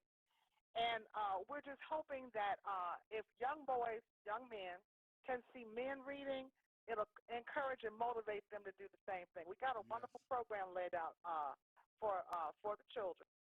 We also have something I think is very exciting. Christopher Paul Curtis, he's a world-renowned author from Flint, wrote many books, but he's mostly known for The Watsons Go to Birmingham and another book entitled Bud Not Buddy.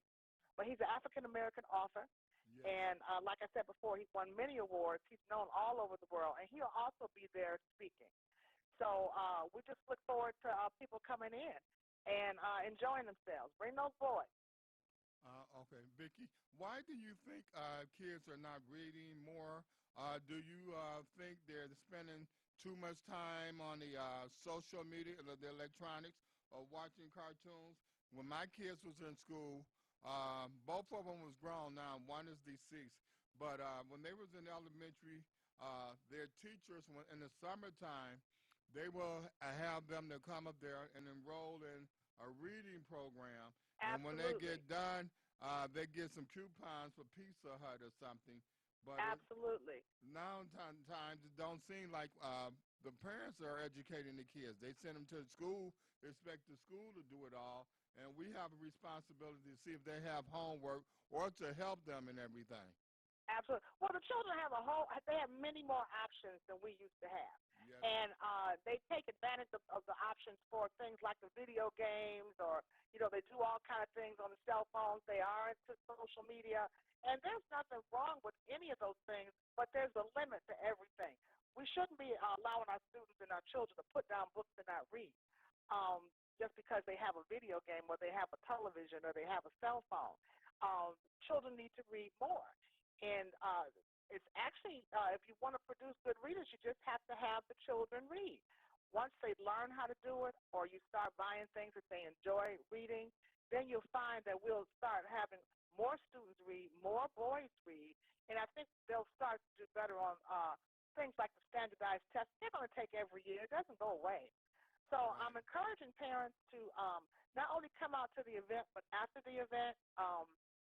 By the way, I did want to say we're going to have a couple of tutoring companies there. So if you feel your child needs additional support, there'll be someone there for the parents to speak with and possibly, sign up their children so they can, get support outside of those 2 hours. And you're right about one thing. The teachers can't do it all themselves. Parents are a big part of it. They may not be able to do it as well. I had one parent tell me something that I knew about. We also have a very high literacy rate among adults in Detroit. Mm-hmm. The father himself was concerned about his 2-year-old son, and, you just kind of assume many people can read. But when he told me, and he was a young man, he wasn't, an older gentleman. He was, 25, 26, maybe 30. He said he couldn't read. So he was concerned about his son being able to read. So we've got a lot of work to do in the city of Detroit to produce a culture of readers. Right now, the focus is on our children because it's going to be a big hit if we get 90% of our third-grade students not passing that MSTEP test. Mm-hmm. So, yes, very concerned, but at the same time, this event is designed to motivate boys, and we're hoping they walk away inspired. Mm-hmm. I've been saying for the last 30 years, I used to say education helps the nation. I used to say education saves the nation, but I have since revived and say education helps the nation, but salvation saves the soul. And when we was coming up raising our kids, me and my wife would always take our kids to the PTA meetings. We'd take them to Parents Teachers Conference, or I volunteer for the LSCO and everything, so I can understand what was going on in school, and also I have an open door with my my kids' teacher and everything. So if they was weak in something, we can get right on it and everything. Absolutely. We need parents to be involved, one way or the other. One wonderful thing that I can say that is just inspiring to me, is the number of men who are taking times out of their busy schedules. I mean, men who are working full time, some men working 2 jobs, to take the time to actually come out and read. And it doesn't take a long time. Some of them are going to come by and read and then go on to work, which is just absolutely fabulous because they feel the need is important. So we want our parents to know that there are people in the community who want to support and help the children get from where they are now to where they have the potential to go. But we also want parents to understand, you got to get in there and do that work and make sure your child is where they need to be. Talk to those teachers, get additional help if you need support. Read to your children. Make sure that your children are reading themselves. So we got a long way to go, but I believe that we can get there. If everybody just kind of pulls together, it takes a village. That phrase may sound cliche-ish to some people, but it is still the absolute truth. It takes a village to get this done, and we want our children to be successful. Right. Let me ask you something. What do you feel about the No Child Left Behind law? What do you think about that? Okay, well, now the No Child Left Behind law has passed. We're talking now about the House, I think it's Bill 4822. That's specifically for Michigan. That particular law is the one that kicks in with the third grade rule. But what schools in the state of Michigan, in terms of standards, is using right now is what we call the Common Core standards. And I'm glad you mentioned that because parents actually need to educate themselves on what the Common Core standards are. What's good about it is that you can go online, just Google Common Core standards, and you can actually see what is expected for your child to learn every single year. And that's what they're tested on. So it's not a difficult thing to do. Like I said before, it's the Common Core. You go online. You can look at it. You can study it. You can discuss it with your child if you have to. Discuss it with your child's teacher. But that is what's determining what's being taught in schools in Michigan, not only with reading, but with math and science and social studies. Right. Okay. And in terms of how I feel about it, I feel that, there has to be some kind of standard. I don't have a problem with standards, but very often we get into situations where we have the standards, but the children don't get the support that they need. If the children are receiving the support they need so they can be successful, I don't have problems with standards. But we've got a lot of problems in the state of Michigan in terms of Michigan doing its job with reading. Right now, we are ranked, I think, within the bottom 10% of states for students passing reading. So we have quite a bit of work to do in our state as well. So it's not so much the standard. It's if the children are being taught, and that depends on your school's curriculum. Is your child's school, do they have a curriculum that is in line with the standards? That's actually one major question parents can ask. You go to your school and ask, is your curriculum in line with the state standards? Because if it's not, then the children probably aren't going to do very well. And then parents can also educate themselves on what their children need to learn, so that by the time the MSTEP rolls around in April, towards April and May, they'll be ready for it. Right. You said a mouthful, but some people think the No Child Left Behind law is designed for failure because they feel that if a child can't read, do math, or arithmetic, and it's time for them to graduate, the school just push them aside and let them graduate. When we was coming up, we had to have a certain amount of hours. I don't remember, 160, 180. But also, we have a lot of public schools competing against these private and parochial schools, and some of these schools are not tested, and I hear that some of the people don't have, some of the teachers doesn't have a degree and everything for the academy school. Right. Detroit is losing a lot of, students to these schools is not really tested and everything and proven, are very much better than the Detroit public school. Well, I'd like to hear your thoughts on that. Well, I do believe that all schools should be held to the same standard. Now, I'm talking about public schools. It's different when you're comparing parochial schools or religious institutions or private schools to public schools.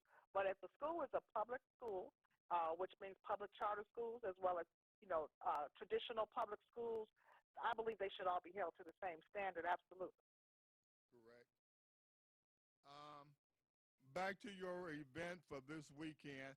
For those that don't know about the Joseph William Center, can you give them a location on the west side and where is it at? Yes, it's at 8431 Rosa Parks Boulevard, and it's between Claremont and Euclid in the Virginia Park community. Most people have a pretty good idea where that's located. But again, it's the event is October the 19th from 12 o'clock to 5 o'clock. We would like for you to be there as early as possible. And I'll give the address again if you'd like. Sure. Okay, 8431 Rosa Parks Boulevard.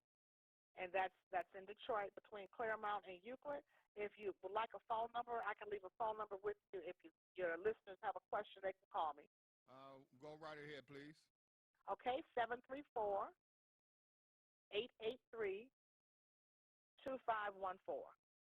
Okay. And for those that's not familiar with that area, or if you're on the west side, it's on Rosa Parks, which was renamed 12th. And those that used to go to the Farmer Jack's over there, it's right next door to the former Farmer Jack's. I don't know what's the name of the store now, but the Joseph Walker Williams Center is right next door from where the old Farmer Jack's used to be. And that was between the Boulevard and Claremont. And I believe she said on Euclid Street. Between Euclid and Claremont, yes. Right.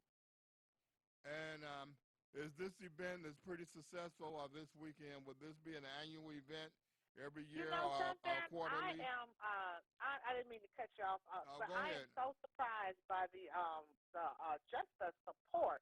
And I'm being asked by the men. I've been told we shouldn't do it just once a year. We should do it more than once a year. So the plan is to sit down after the event and see what we can continue to do. Right. That sounds pretty good.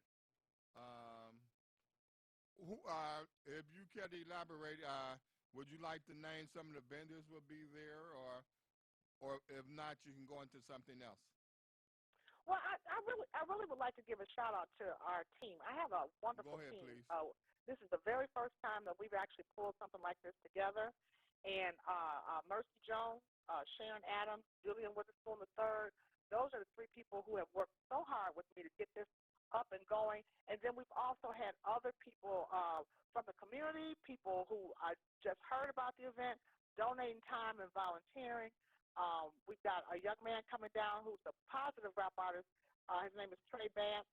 We have a storyteller who'll be there, Mr. Graham.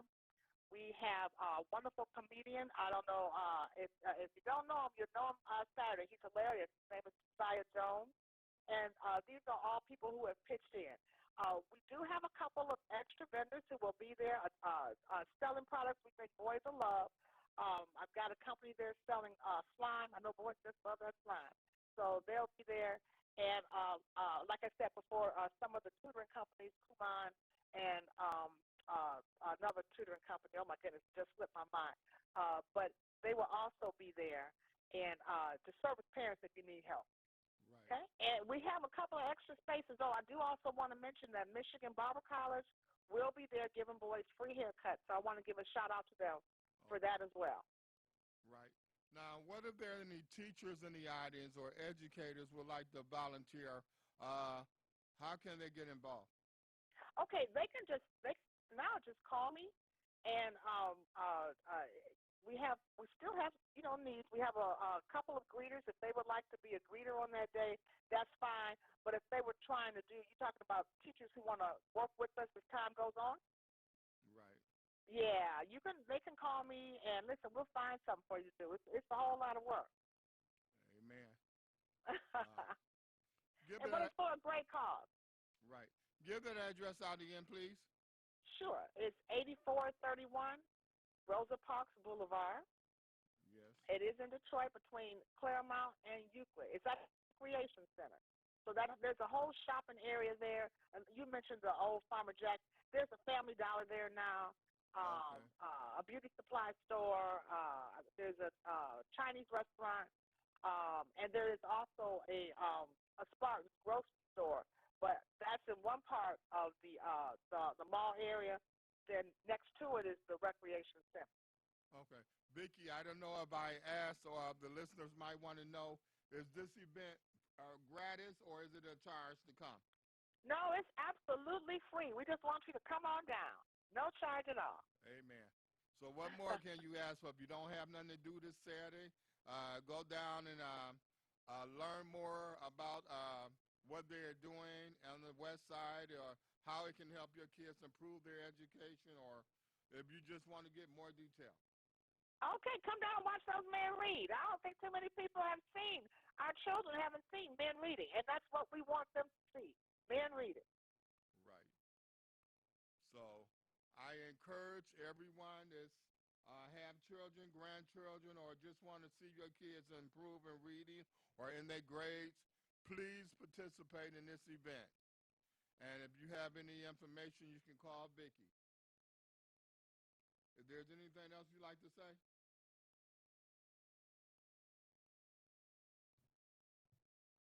Was there anything else you'd like to say? Okay, I want to thank you for tuning in to Growing in Grace. Thank you, Vicki. I ask anybody that wanted to get information to call Vicki for more detail, or come to the Joseph Walker Center in Rosa Parks. And until next week, you've been watching Growing in Grace, and I'm your host, Chico Whitaker. Thank you, and Maranatha.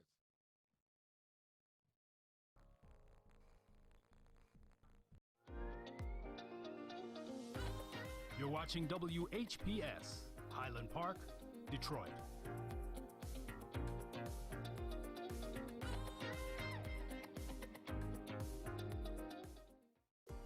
The views and opinions expressed on the following show are not necessarily the views and opinions of WHPS, its affiliates, management, or sponsors.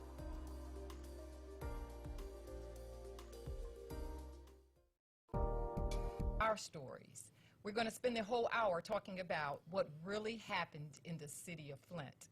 So much happened. So many came in to write about our stories, to tell about our stories. Many was wordsmith, redacted. There was alterations. But we're going to spend an hour talking about what happened.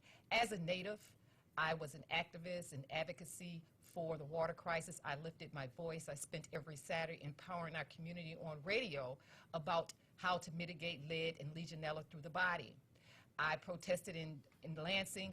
I went around the state fighting against the injustices, and I also survived the judicial system in our county.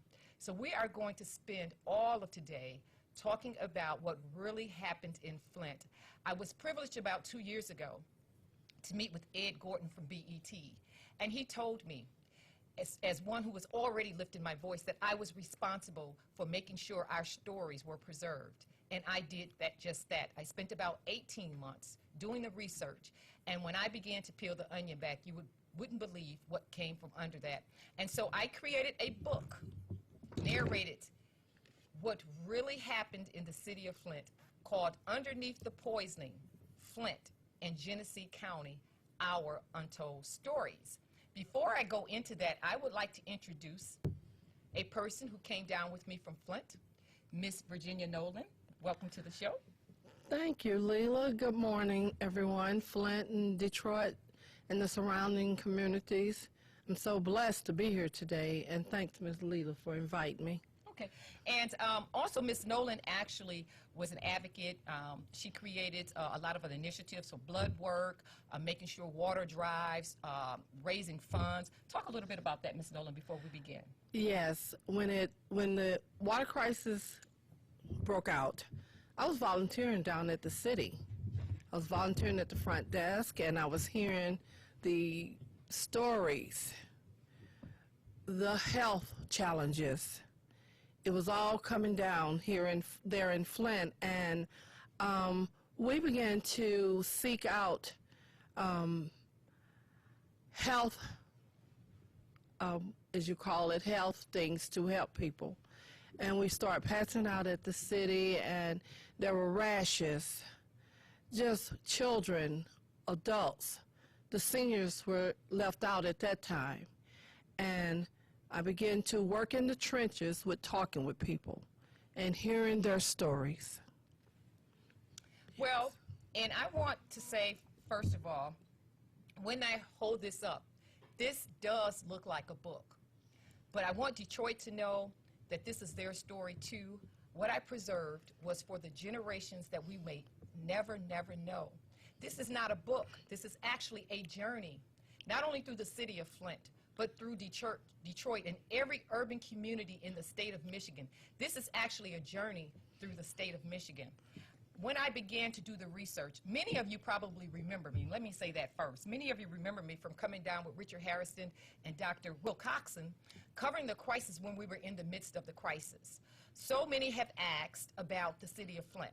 So I want people to know, no, we are not in recovery. Yes. For me, recovery is not changing a pipe. Until the people are fully recovered, we are not in recovery. Amen. There has not been any medical for us. There have not been any cluster cancer studies for us. There are not insurances for us. Many of us are still dying on the ground. I know that the number was reported from the health department was 12. Yes. I believe Frontline came in and said it was 192. Yes. But you and I know, since we've been since 2016 when they made that report, the numbers are about 400, 500 people. Mysterious deaths, young people. Let's talk about that a little bit right now. Yeah, I want to talk about the stories again. I remember hearing the story of a young veteran who was in the hospital, local hospital in Flint.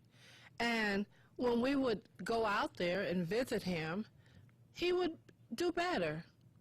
I remember cups of water being given. And as soon as we get home, the nurse would call, he's taking a turn for the worse. Okay, then there's another story.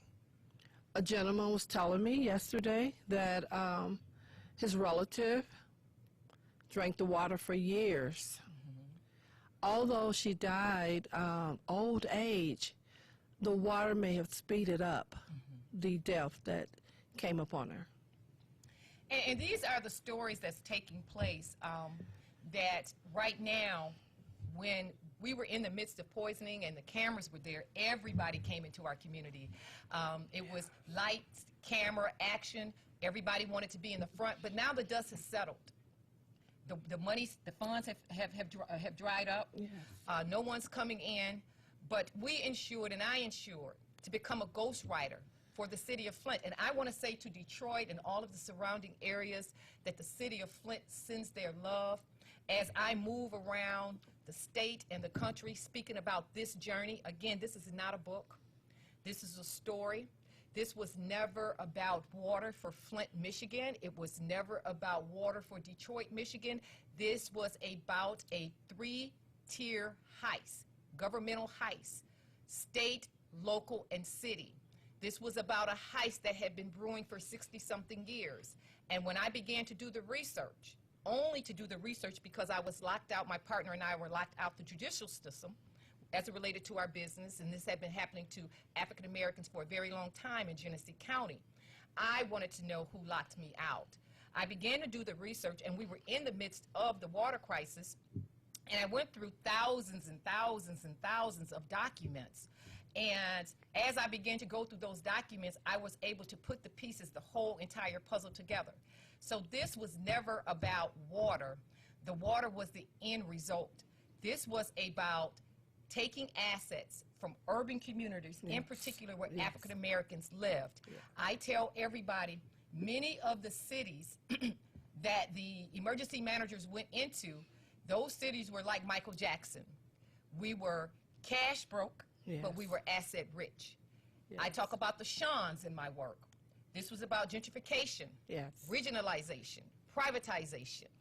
They finally got a governor who was really ready to work with privatization and regionalization. So this was about elitist people and stakeholders coming into urban communities and saying, now we want to come back and take the assets. I want to tell people what privilege is through my work. This piece of work is a actual interview that I did with a girl from Zimbabwe who now lives in LA. Her name is Eunice, but through the book I call her Celeste. Yes.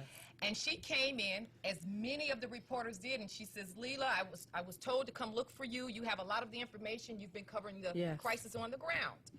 And I told her only way I would sit down with her is if she heard our story. Yes. Because you've heard all of the documentaries, you've seen all of the individuals who've come into our city to write our stories. Yes.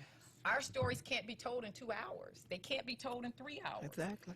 In order to talk about the crisis in the city of Flint, you have to talk about the past.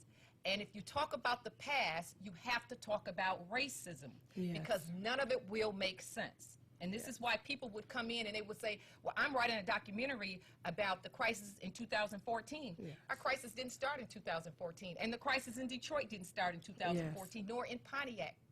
This was a convoluted scheme where you finally had a governor who put emergency managers in urban communities. And this governor's whole ideology was about profit-making ventures. It was about privatization. Yeah. And this is why he created Public Act 4.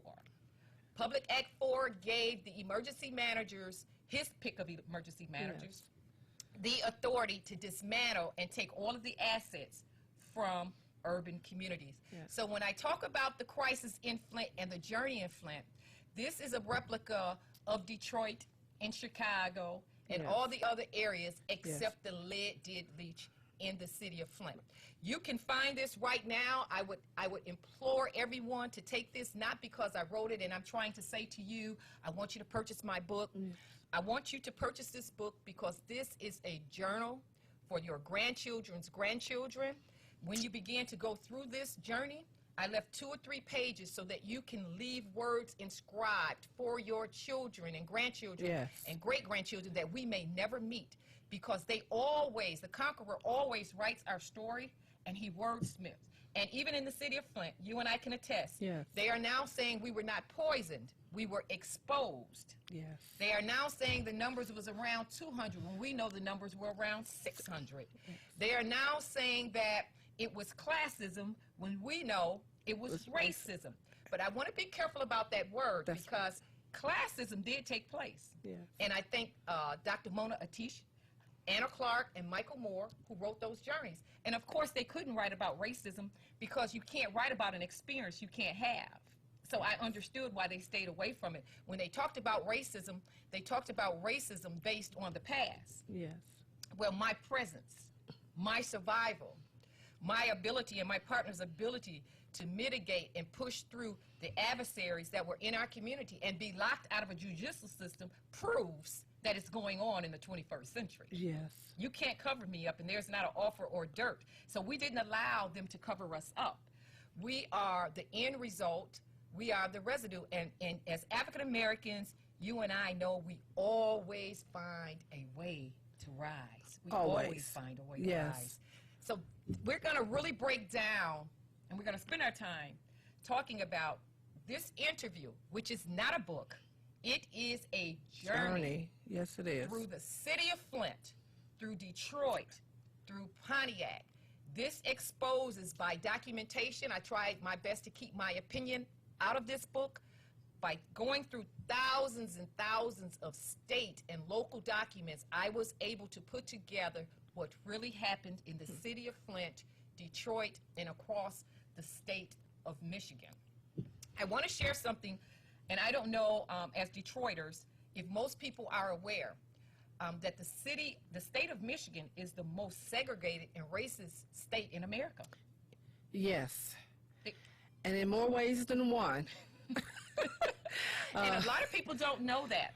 Through my work, I talk about a research firm. This research firm came in and said, based on housing patterns, social, civic, and employment, the state of Michigan in 2017 was more racist than the Jim Crow days in Mississippi. This is in 2017. Most people do not know that the city of Detroit is the most segregated and racist city in America. Yes, yes. I remember back some years ago, talking about prescription drugs, just throwing this in there. And speaking of Michigan as being what it is, medicine is being described, and when it harms you, you cannot do anything about it. That was a law put in by one of the governors. Mm-hmm. Yeah. Absolutely. Yes. Absolutely. When I spoke about the journey through racism, because you and I know there's a contentious spirit, especially when Yes. I'm at home and Yes. I'm over the radios. They kicked me because they like, Leela, stop talking about race. This was about classism. That was a journey if you were white and you were in the city of Flint. Yes, it was about classism. When I began to do the research, and I realized when the Senate put together the money, the Medicare that was supposed to come to the residents in the city of Flint for Medicaid relative to the poisoning, Yes. all around the surrounding areas of Genesee County where white people lived, they didn't have to work. For us to receive Medicaid, we had to work. When they decided to sign us up to the KWA, Lennon City, Lennon, Sanilac, Genesee County, and the city of Flint, who was compelled to take on this debt, all were signed up. They had to pay $32,000 to become a member that they would benefit for fracking. Yes. Well, Yes. poor African Americans and where impoverished whites were, we had to pay a whopping $300 million, and we didn't own the asset. So that's not classism. That's racism. Yes. That's not classism. That's racism. And many people don't want to talk about it, and that made it very difficult in Flint. If you and I know, when we were standing at the podium and we would stand next to many of the white people who marched along with us, we loved them. They lift their voice, and they too were poisoned. Through my work, I talk about when we were giving out water at New Jerusalem, and one of the white guys, he didn't know who I was. He didn't know I was covering the stories, and he began to narrate his version of what happened. And he took Daniel Early and threw him and Howard Croft under the bus and said, these were the orchestrators. I said, no, I was blessed by the divine to be in City Hall. Yes. I know the orchestrators of this plan Yes. was Jeff White, who was a white man, Mike Brown, who was a white man, and Ed Kurtz, who was a white man. And I said, if you're going to tell the truth, I know we always die first in the horror story, but it wasn't Donnell Early or Mike Brown. My work shows where they set Donnell Early up because he wanted to, as we always do, when the oppressed becomes the oppressor and we want to be a part of that, he was willing to sign on to the documents, even though they created and concocted the scheme. Yes. So I want to make clarity on that. So when I talk about classism versus racism, it's because I did the research. Yes. And in Flint, that kind of ruffles feathers a little bit, but I'm okay with it because I substantiate it by documentation. Yes. And so there were two journeys. One was about racism and one was about classism. And when I took the time to do the research, because I just really wanted to know who locked me out of the judicial system, when I did the research and began to go all the way back, I had no idea that the city of Flint at that time was the third, when we began to migrate here, was the third most segregated city in America. Yes. And it made sense why we pushed forward for through the housing, created the housing 1968 Housing Yes. Act. It made sense why we became the first for the community schools, because Charles Stewart Mott didn't believe that African Americans and whites should integrate nor go to schools together. That's why he created community schools, Wow. and the whole nation mimicked that policy. Yes. And most people are not aware of that. So I know I'm giving you a lot of information, but we're going to really break this journey down, and we're going to come back Yes. next week. But anybody that wants to call in, give us a call in at 313-868-0342. Again, please feel free to give us a call at 313-868-0342. Okay? Yes. Right. I want to talk a little bit, Miss Virginia, as it relates to when the crisis first took off and when the emergency managers came in and created Public Act 4. Let's talk about that. Okay.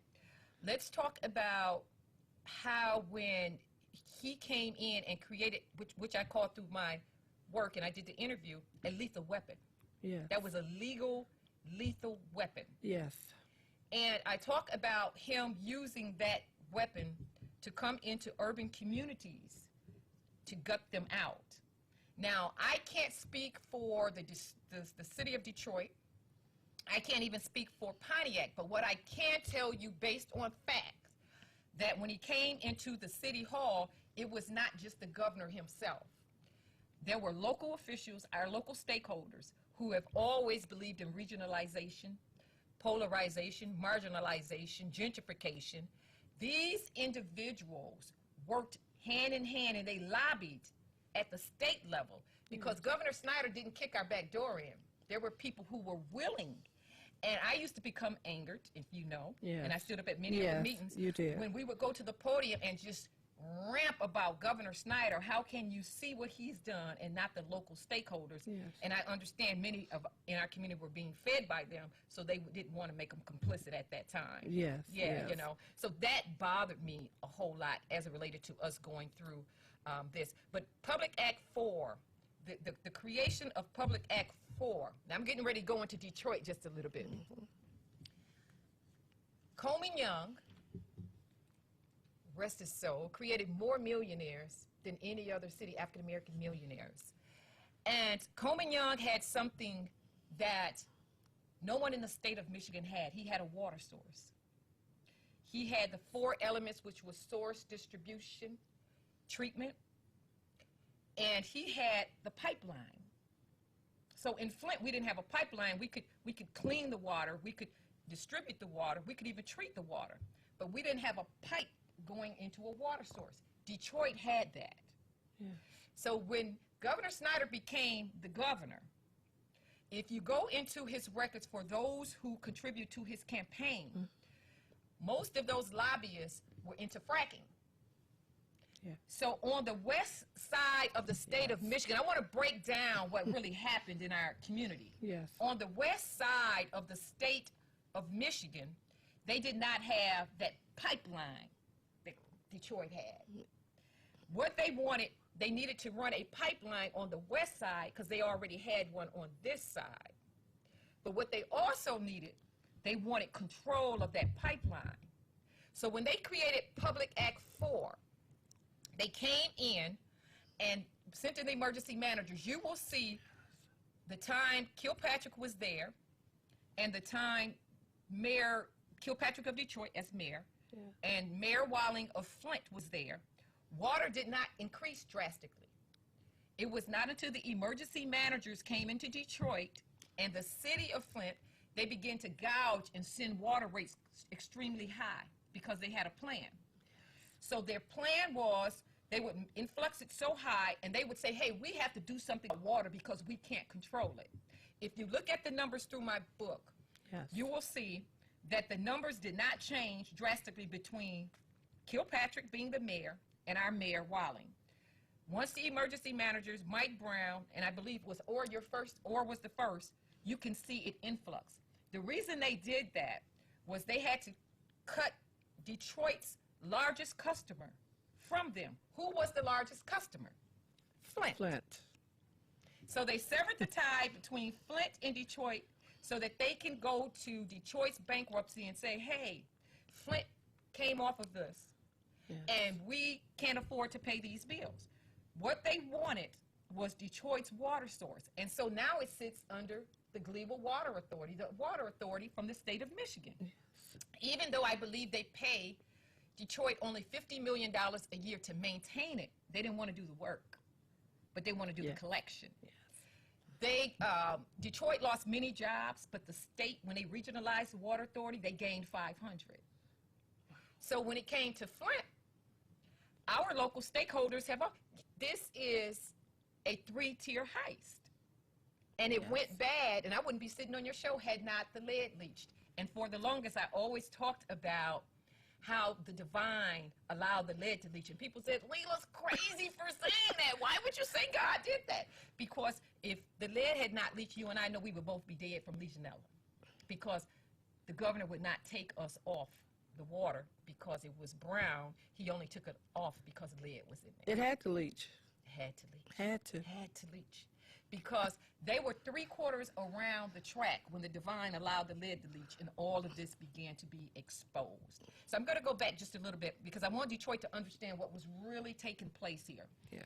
And so they gouged the water. They create Public Act 4 to break every contract, to send every city, because before then they didn't have emergency managers didn't have that kind of power under 101 and 72. Yes. Okay, didn't have that kind of power. This man was so enraged, and he was so adamant, the governor was, about ensuring that they break this tie. You remember when we repealed Public Act 4, almost 800,000 people across the state of Michigan repealed it. He went back and created a new one, Public Act 436, but this time he put it into legislation so you couldn't repeal it. They were determined to make sure that they got access to that water line because that is revenue. So they took the jobs from Detroit, created 500 new jobs under the Gleewood deal, and sent Detroit over to bankruptcy. When an emergency manager's job is to be skilled about economics, his job is to be skilled. He is to look at assets and say, how can we create employment? How can we create businesses that will sustain? Because Detroit had a lot of assets just like Flint. Yes. But that was not what they came in for. As a matter of fact, I'm going to go back. When I talked about the west side of the state of Michigan for fracking. So all of those people that didn't understand what Kerry Gandhi meant, that's what Kerry Gandhi was. The new water pipeline for the west. Because Sanilac, Lennon, Davison, and all of his people on the left side of the state were in need of a new pipeline. And if you remember, when Ed Kurtz came, he says that pipeline has to be 55 inches or more because they needed that high power force to come through that side of the state. Leila, you have done your research with accuracy. You know, and I applaud you for that. Thank you. It was really because Yes. I'm not going to say, you know, I covered the story. I protested the injustices, but I didn't cover the story because I wanted to be a writer. Yes. It really was, I wanted to find out who was locking my partner and I out of the Yes. judicial system. Yes. And when I began to do the investigation, it never stopped. The onion just kept going back, and I was able to take thousands and thousands of documents and put them together. And that's when Celeste came in, and I said, Celeste, those are not our stories. Yes. And I will give you the story, but not in 2 hours. So she and I agreed that it was 5-day interview, and I took that and turned it into book form Yes. so that these stories Remarkable. preserved. Yes. Because I didn't want people to believe that this was a happenstance, and some people believe just, oh, the lead leaks. We haven't even gotten into that portion. I just wanted Detroit to understand how prodigious this plan was. Yes. And how strategic it was. And what's interesting about it is the people, they do not, I don't think they understand what is happening. They didn't understand it because Yeah. we have been conditioned to trust Yes, government. yes. You know what I'm saying? And I Yes. get it because I did too. We've I been did too. conditioned to trust government, and government would never do this to you. Yeah. But you have to understand, we were poisoned by the state, DHS, the local officials, and everybody. And the crime wasn't that they poisoned us; it was the cover-up. Yes. But I don't want to deviate before I finish with Okay. Detroit. So I just want to say, so when we had so you take the water authority from Detroit Yes. and regionalize it under the state, because then what happens is you can send Detroit into bankruptcy, and you can begin to break her up so she can be gentrified more. You go over to the west side, where we are with the Gleewood deal, the KWA deal, Kerry Gandhi Water Authority. That's what it was formed. So when you hear KWA, that's that new pipeline that went along the west. And they looked around and said, who can we get to pay for this? Because the city of Flint and Detroit was, like I said, asset rich. Cash broke, but asset rich. Yeah. So emergency manager, man, I mean, I know I could have came in there and did some wonders in the city of Flint and Detroit Yes, with the yes. assets that they had. Yes. But what they were doing is they were gentrifying the place and regionalizing it at the same time.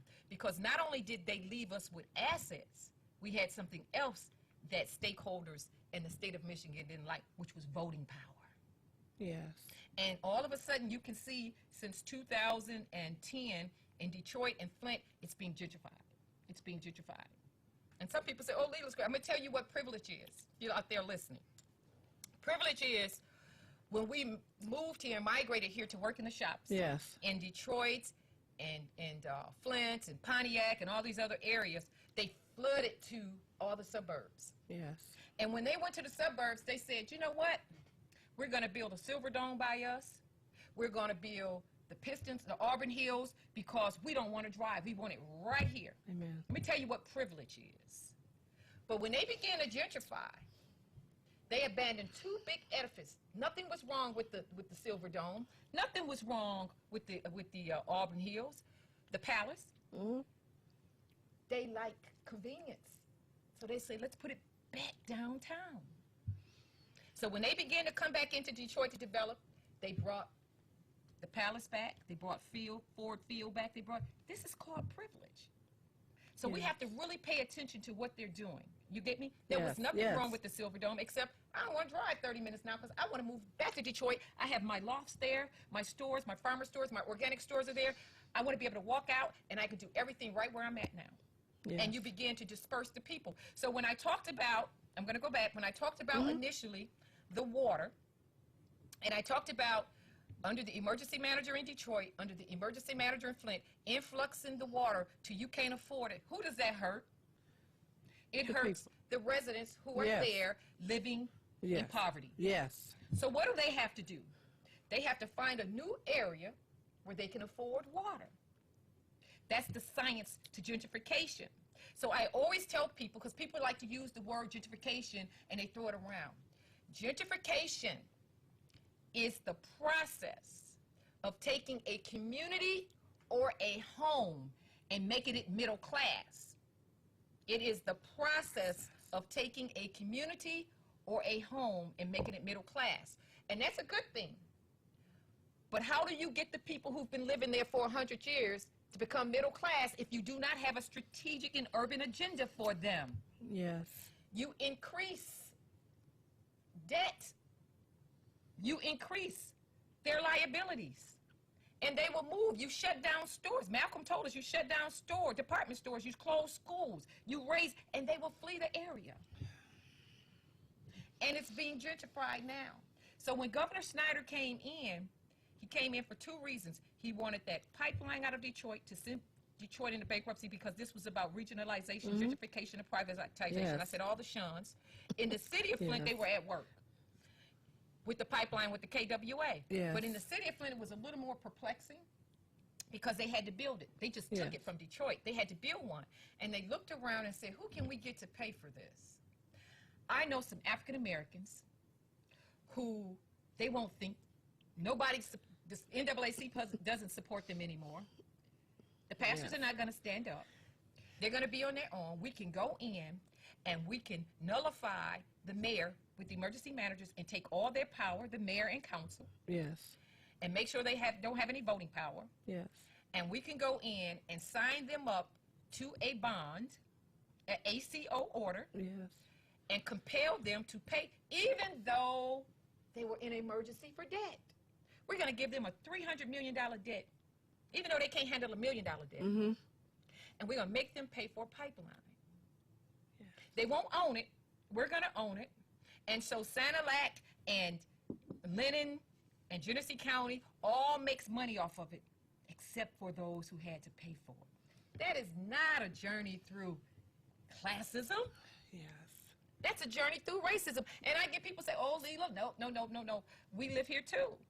I remind you in the 80s, in the 90s, 80s, it was about 80% African American. Yes. It began to decline maybe around 70-something. We began to move because of the gentrification and the deterioration of our community. And it was being starved out economically. And around we got to 2000, about 2007, we had the housing collapse all across the country.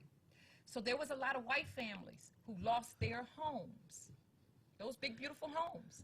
So they came back to the urban communities where their parents owned a home.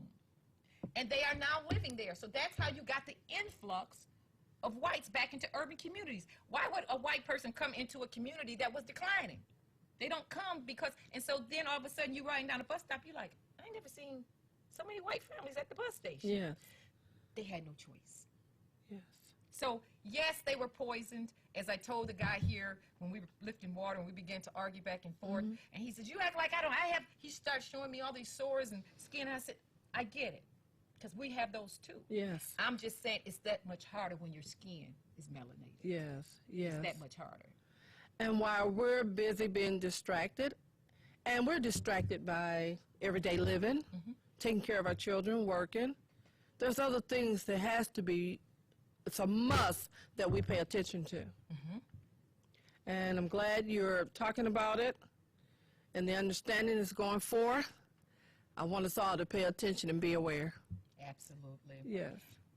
You can purchase this under, and again, this is not a book. This is a journey through Flint, Pontiac, Detroit, the state of Michigan. This is our stories preserved 3-4 years for generations that we will never know. These are our stories, so that our stories cannot be wordsmithed, so that they can't redact, they can't change and alter what happened to us, 1.8 million African Americans in the state of Michigan. It can never happen. And we certainly do, as I always say, we certainly do have regard for anybody that it hurt, but I do not want to confuse people and misconstrue that this was not based on racism. And also you can get this under Lespressions, www.lespressions, LESPRESSIONS.com. You can find me under Amazon, Leela McGee Harvey, Underneath the Poisoning, Flint and Genesee County, Our Untold Stories, Barnes & Nobles, Smashwords, or you can call me personally at 810-787-3668. And if you have a question, you can call in onto the show at 313-868-0342. Again, that's 313-868-0342. And so I just kind of wanted to bring everybody together as to what was really taking place, because people were confused. And I say what happens a lot of times is the stakeholders set so many brush fires that we become what we call symptom-centered. And we're running to every brush fire, and we don't know what's going on, and we're all confused. Well, I took the time, and I was still, as the divine has required of all of us. That's right. I was still.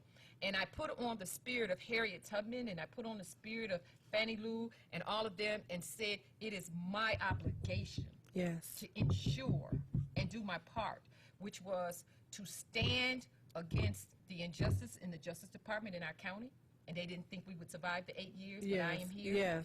And to also preserve our stories so that nobody can say what happened to us in the state of Michigan. It is a blessing. Most people do not know the state of Michigan is comprised of 1.8 million African Americans. Of the 83 counties or townships that exist, we only comprise 11 of them. He came into 5 of them, including the public school, because they were asset rich. When the emergency managers were sent into state of Michigan, into Pontiac and Detroit, there were 133 white communities that were doing as worse as we were. And he did not send them in. Now, he did send it into Allen. I want to say Allen. And one of the reasons why was not because the books were all messed up, but this was a reverse psychology for racism, so we can't holler racism. But even then, the mayor made some bad business decisions on some land, and they couldn't pay the note. So we're not talking apples to apples. All through the work, whether I was in the state of Michigan doing the research, or whether I was in Detroit, or whether I was in Flint, one of the things I realized, and it was in common, the stakeholders and the governor never hurt white people. They never wanted to hurt white people, whether they were poor or whether they were rich. It was always, wherever African Americans were saturated, the worst deals were created in that particular. And if whites happened to be living there, they became a part of that. Well, you do protect your own, which is something that we must migrate towards. We've gotten away from how our ancestors lived. Oh, absolutely, especially in Flint. We haven't even gotten into that, but we're going to do some of that segment next week. But that, you're absolutely right. I wanted the state of Michigan, and I wanted all the listeners and the viewers to understand how prodigious this heist was. This was methodical. They had set, and this didn't happen when he became governor. You have to understand, when Public Act 4 was created and it was implemented in March of 2016 when he took office. Yes. When you think about, I'm sorry, 2011. When you think about March of 2011, when you think about him becoming, I'm sorry, I'm wrong, March of 2012. Okay. When you think about Governor Snyder, in 3 months he had a Public Act 4. This thing was so prodigious and meticulous in the detail.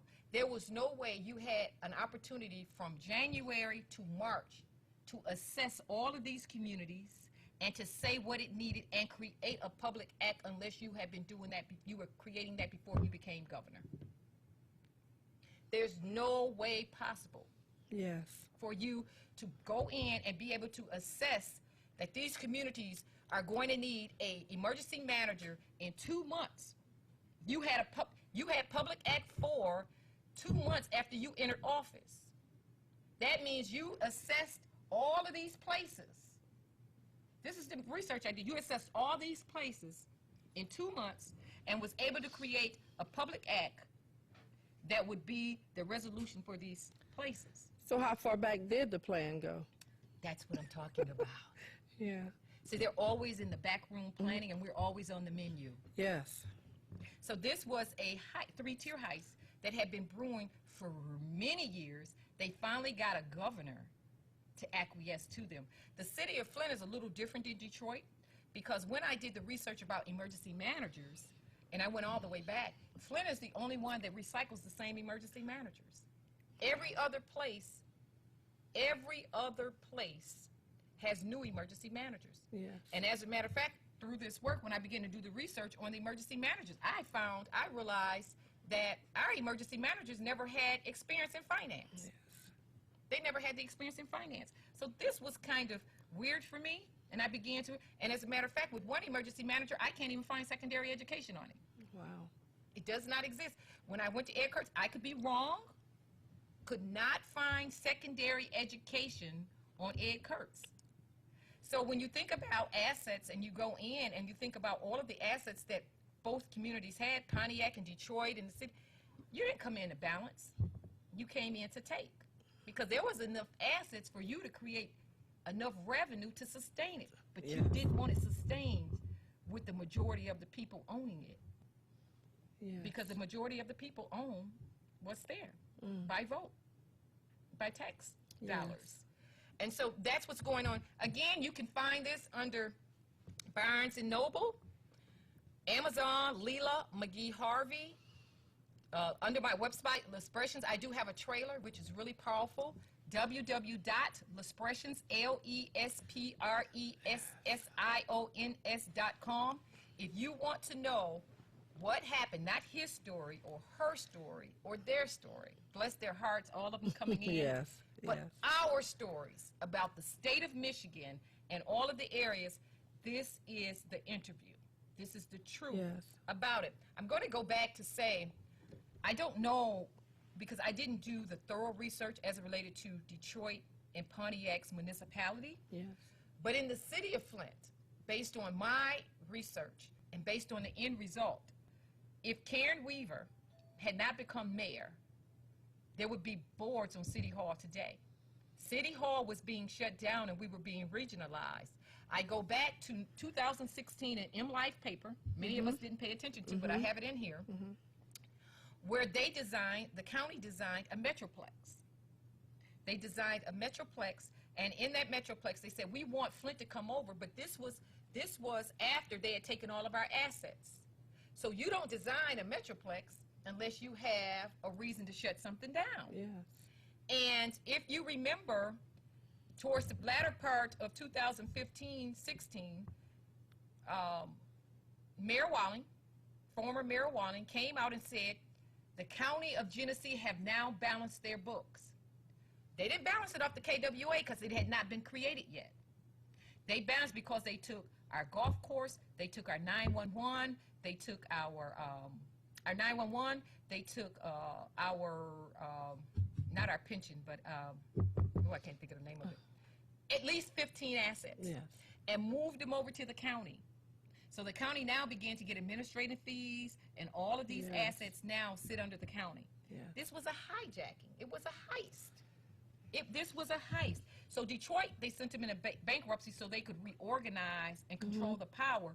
Flint, they were shutting the doors, except the lead leached in the water. Except the lead leached in the water. So I tell everybody, this was never about lead.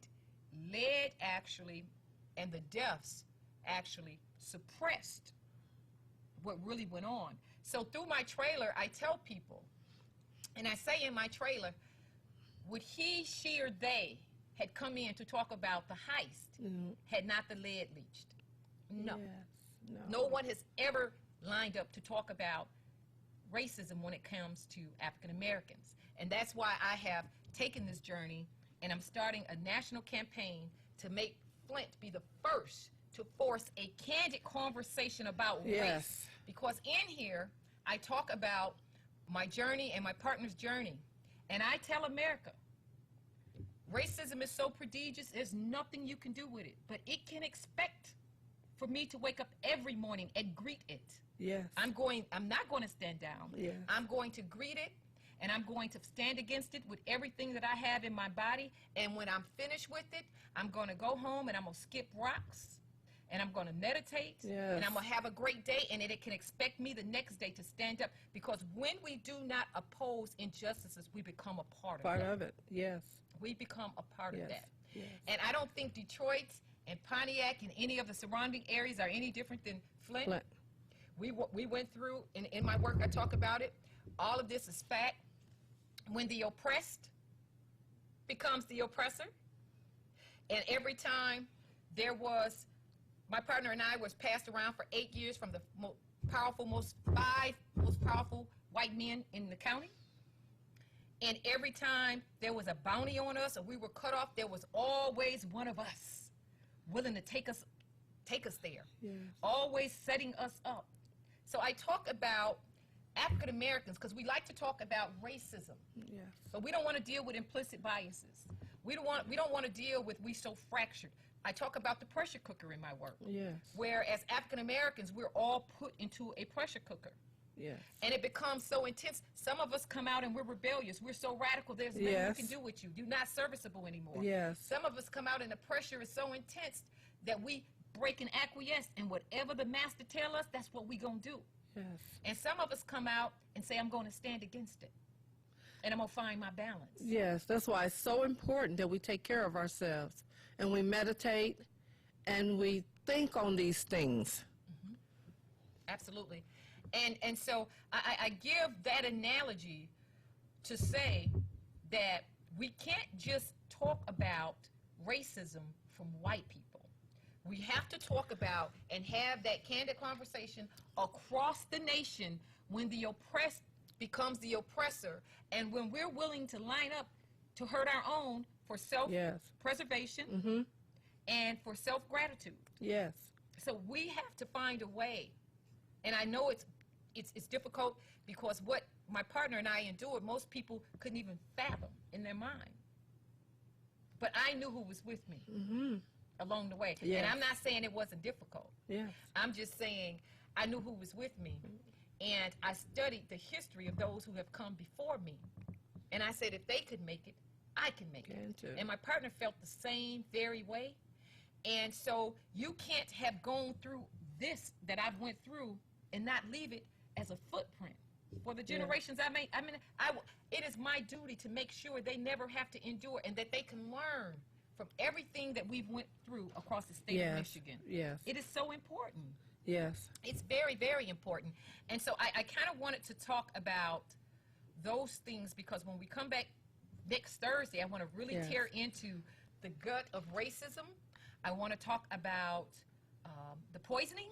Yes. And I want to talk about the implicit biases. I want to talk about when the oppressed becomes the oppressor, the taboo conversation we just don't like to have because nobody wants. And Uncle Tom wasn't a bad person. I don't know where that came from, but he was not a sellout. So I'm not going to even say Uncle Tom anymore. But I'm going to say the coon, whoever he was. But Uncle Tom, I said, who came up with, I studied Uncle Tom. I said, he wasn't a sellout. I don't know where that came from. And I used to go around, oh, yo, Uncle Tom. I'm like, I don't say that anymore. Yeah, but it is for us to do that, to lift our voice to move around. And this, again, is not a book. I have gotten so many reviews from whites, Hispanics, African Americans. This is a must-read for every American because I tear racism open, but not from the end of just what white people do, what we do to one another. Now what? Yeah. Now what? We lived it. It is proof that it goes on in the 21st century. They talk about the past and, oh, let's just leave the past in the past. I talk about that through my work. You cannot leave the past in the past if the policies are the same. Yes. The only thing has changed are the characters. Yeah. And I show that all through here. I show who Charles Stewart Mott was. Everybody thinks, yay, Charles Stewart Mott. He was a segregationist. He was a brilliant man who had a flaw. He did not care for black people. And that is the largest foundation now who feeds us, but they're under the same philosophy and premise. A foundation or an organization is created on the premise of the founder, its ideology. And he leaves in place a charter for you to act with. And this is why Mott has never put money on the northern end, because that's in part of that charter. You think about it, he can only develop downtown. Ruth Mott was the fourth wife. Most people don't know that. Fourth. That was the fourth wife who had a different ideology, and she wanted to help all people. So that's why you see Ruth Mott on the northern ends and eastern ends of Flint, and Mott just stays downtown. Interesting. Most people don't know that. Yes. Yeah, but it's what we don't know, and so we're going to be here to talk about that. I enjoyed being here. Detroit and the surrounding areas and Flint. You know that as I sit here, the city and the residents of Flint send their love because it was ordinary residents. I will tell you, it was ordinary residents who stood in the cold. It was ordinary residents who fought against Governor Snyder. It wasn't all these people you seeing in these pictures and all these people that they take pictures of. It was people who are voiceless. I made sure that they would be bronzed forever. Those were the individuals that broke the stories. Those were the individuals who now still don't push back. Those were the individuals who never stopped laboring despite what, and you know, we had a media blackout. And they're doing a media blackout on me now because no one wants to talk about the truth. When the lead first leaked, remember, there was a local media blackout because the stakeholders influenced our papers. Remember, we had to fight until we got, they came in nationally, they wouldn't cover our stories. They wouldn't cover our stories. So this is very promising for me to be able to share what happened in Flint with Detroit, Pontiac, and all the other areas. We're going to come back next week and we're going to really digest this and tear this book open. But as I say, and I'm going to leave I always try and come across the airways to enlighten. Give us a call. I don't know, did we have a call on that line? Is that? I think you hit this button. Oh, we're probably out of time. Go ahead and hit that. Is that a caller? I don't know if that was a caller or not. I think it might have been. They might have hung up. No, they hung up. Okay, I'm sorry. We didn't even see it. We were just talking. And so coming across the airwaves to enlighten and to ensure that this is never repeated, but to leave our stories and preserve our stories. And that's what we're going to do. We're going to go, and we got to have that candid conversation about race with white people, but also about implicit biases and about the oppressed becoming the oppressor. We have to have those conversations if we're going to make better our community. And so it was a pleasure. Thank you so much. It was a pleasure having you, Ms. Nolan. Thank you. I enjoyed it. Please Thanks pick so much. this journey up. It is a journey underneath the poison, Flint and Genesee County, Our Untold Stories. You will love it. I break down everything that happened, and the best way to ever tell history is in story form because it's never boring. And I'm getting great reviews about it. Yes, you are. This is our truth. Yes, this is it is. Our voice. This is our voice. Yes. It absolutely is. We thank you for joining us, and I can be reached at 810-787-3668. Thank you for listening, and as I say in Flint across the airways, I love you, and there is absolutely nothing you can do about it. Thank you for listening. Thank you.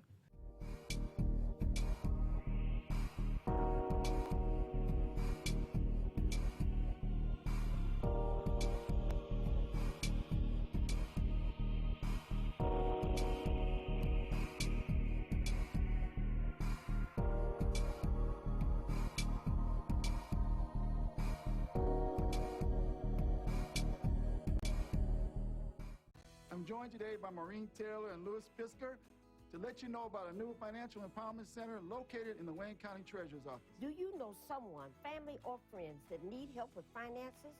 Do you know people having trouble making ends meet, especially with property taxes or other payments? The Detroit Financial Empowerment Center can help. Treasurer Sabri invites you to visit the new Financial Empowerment Center, 400 Monroe, on the 5th floor in downtown Detroit. We've partnered with the Wayne County Treasurer's Office and the City of Detroit to provide free one-on-one financial counseling to help you address problems related to utility bills, property or income taxes, credit repair, and other financial matters. Our professional counselors can also help you plan your monthly budget and increase your credit score. This service is available to all Wayne County residents. For free and private financial counseling, contact the center at 313-322-6222 and make an appointment today. All media platforms are engaged. Copy. Get ready to launch your show or product. Periscope ready. We're 5x5 ready to launch. Copy that. Trend worldwide across all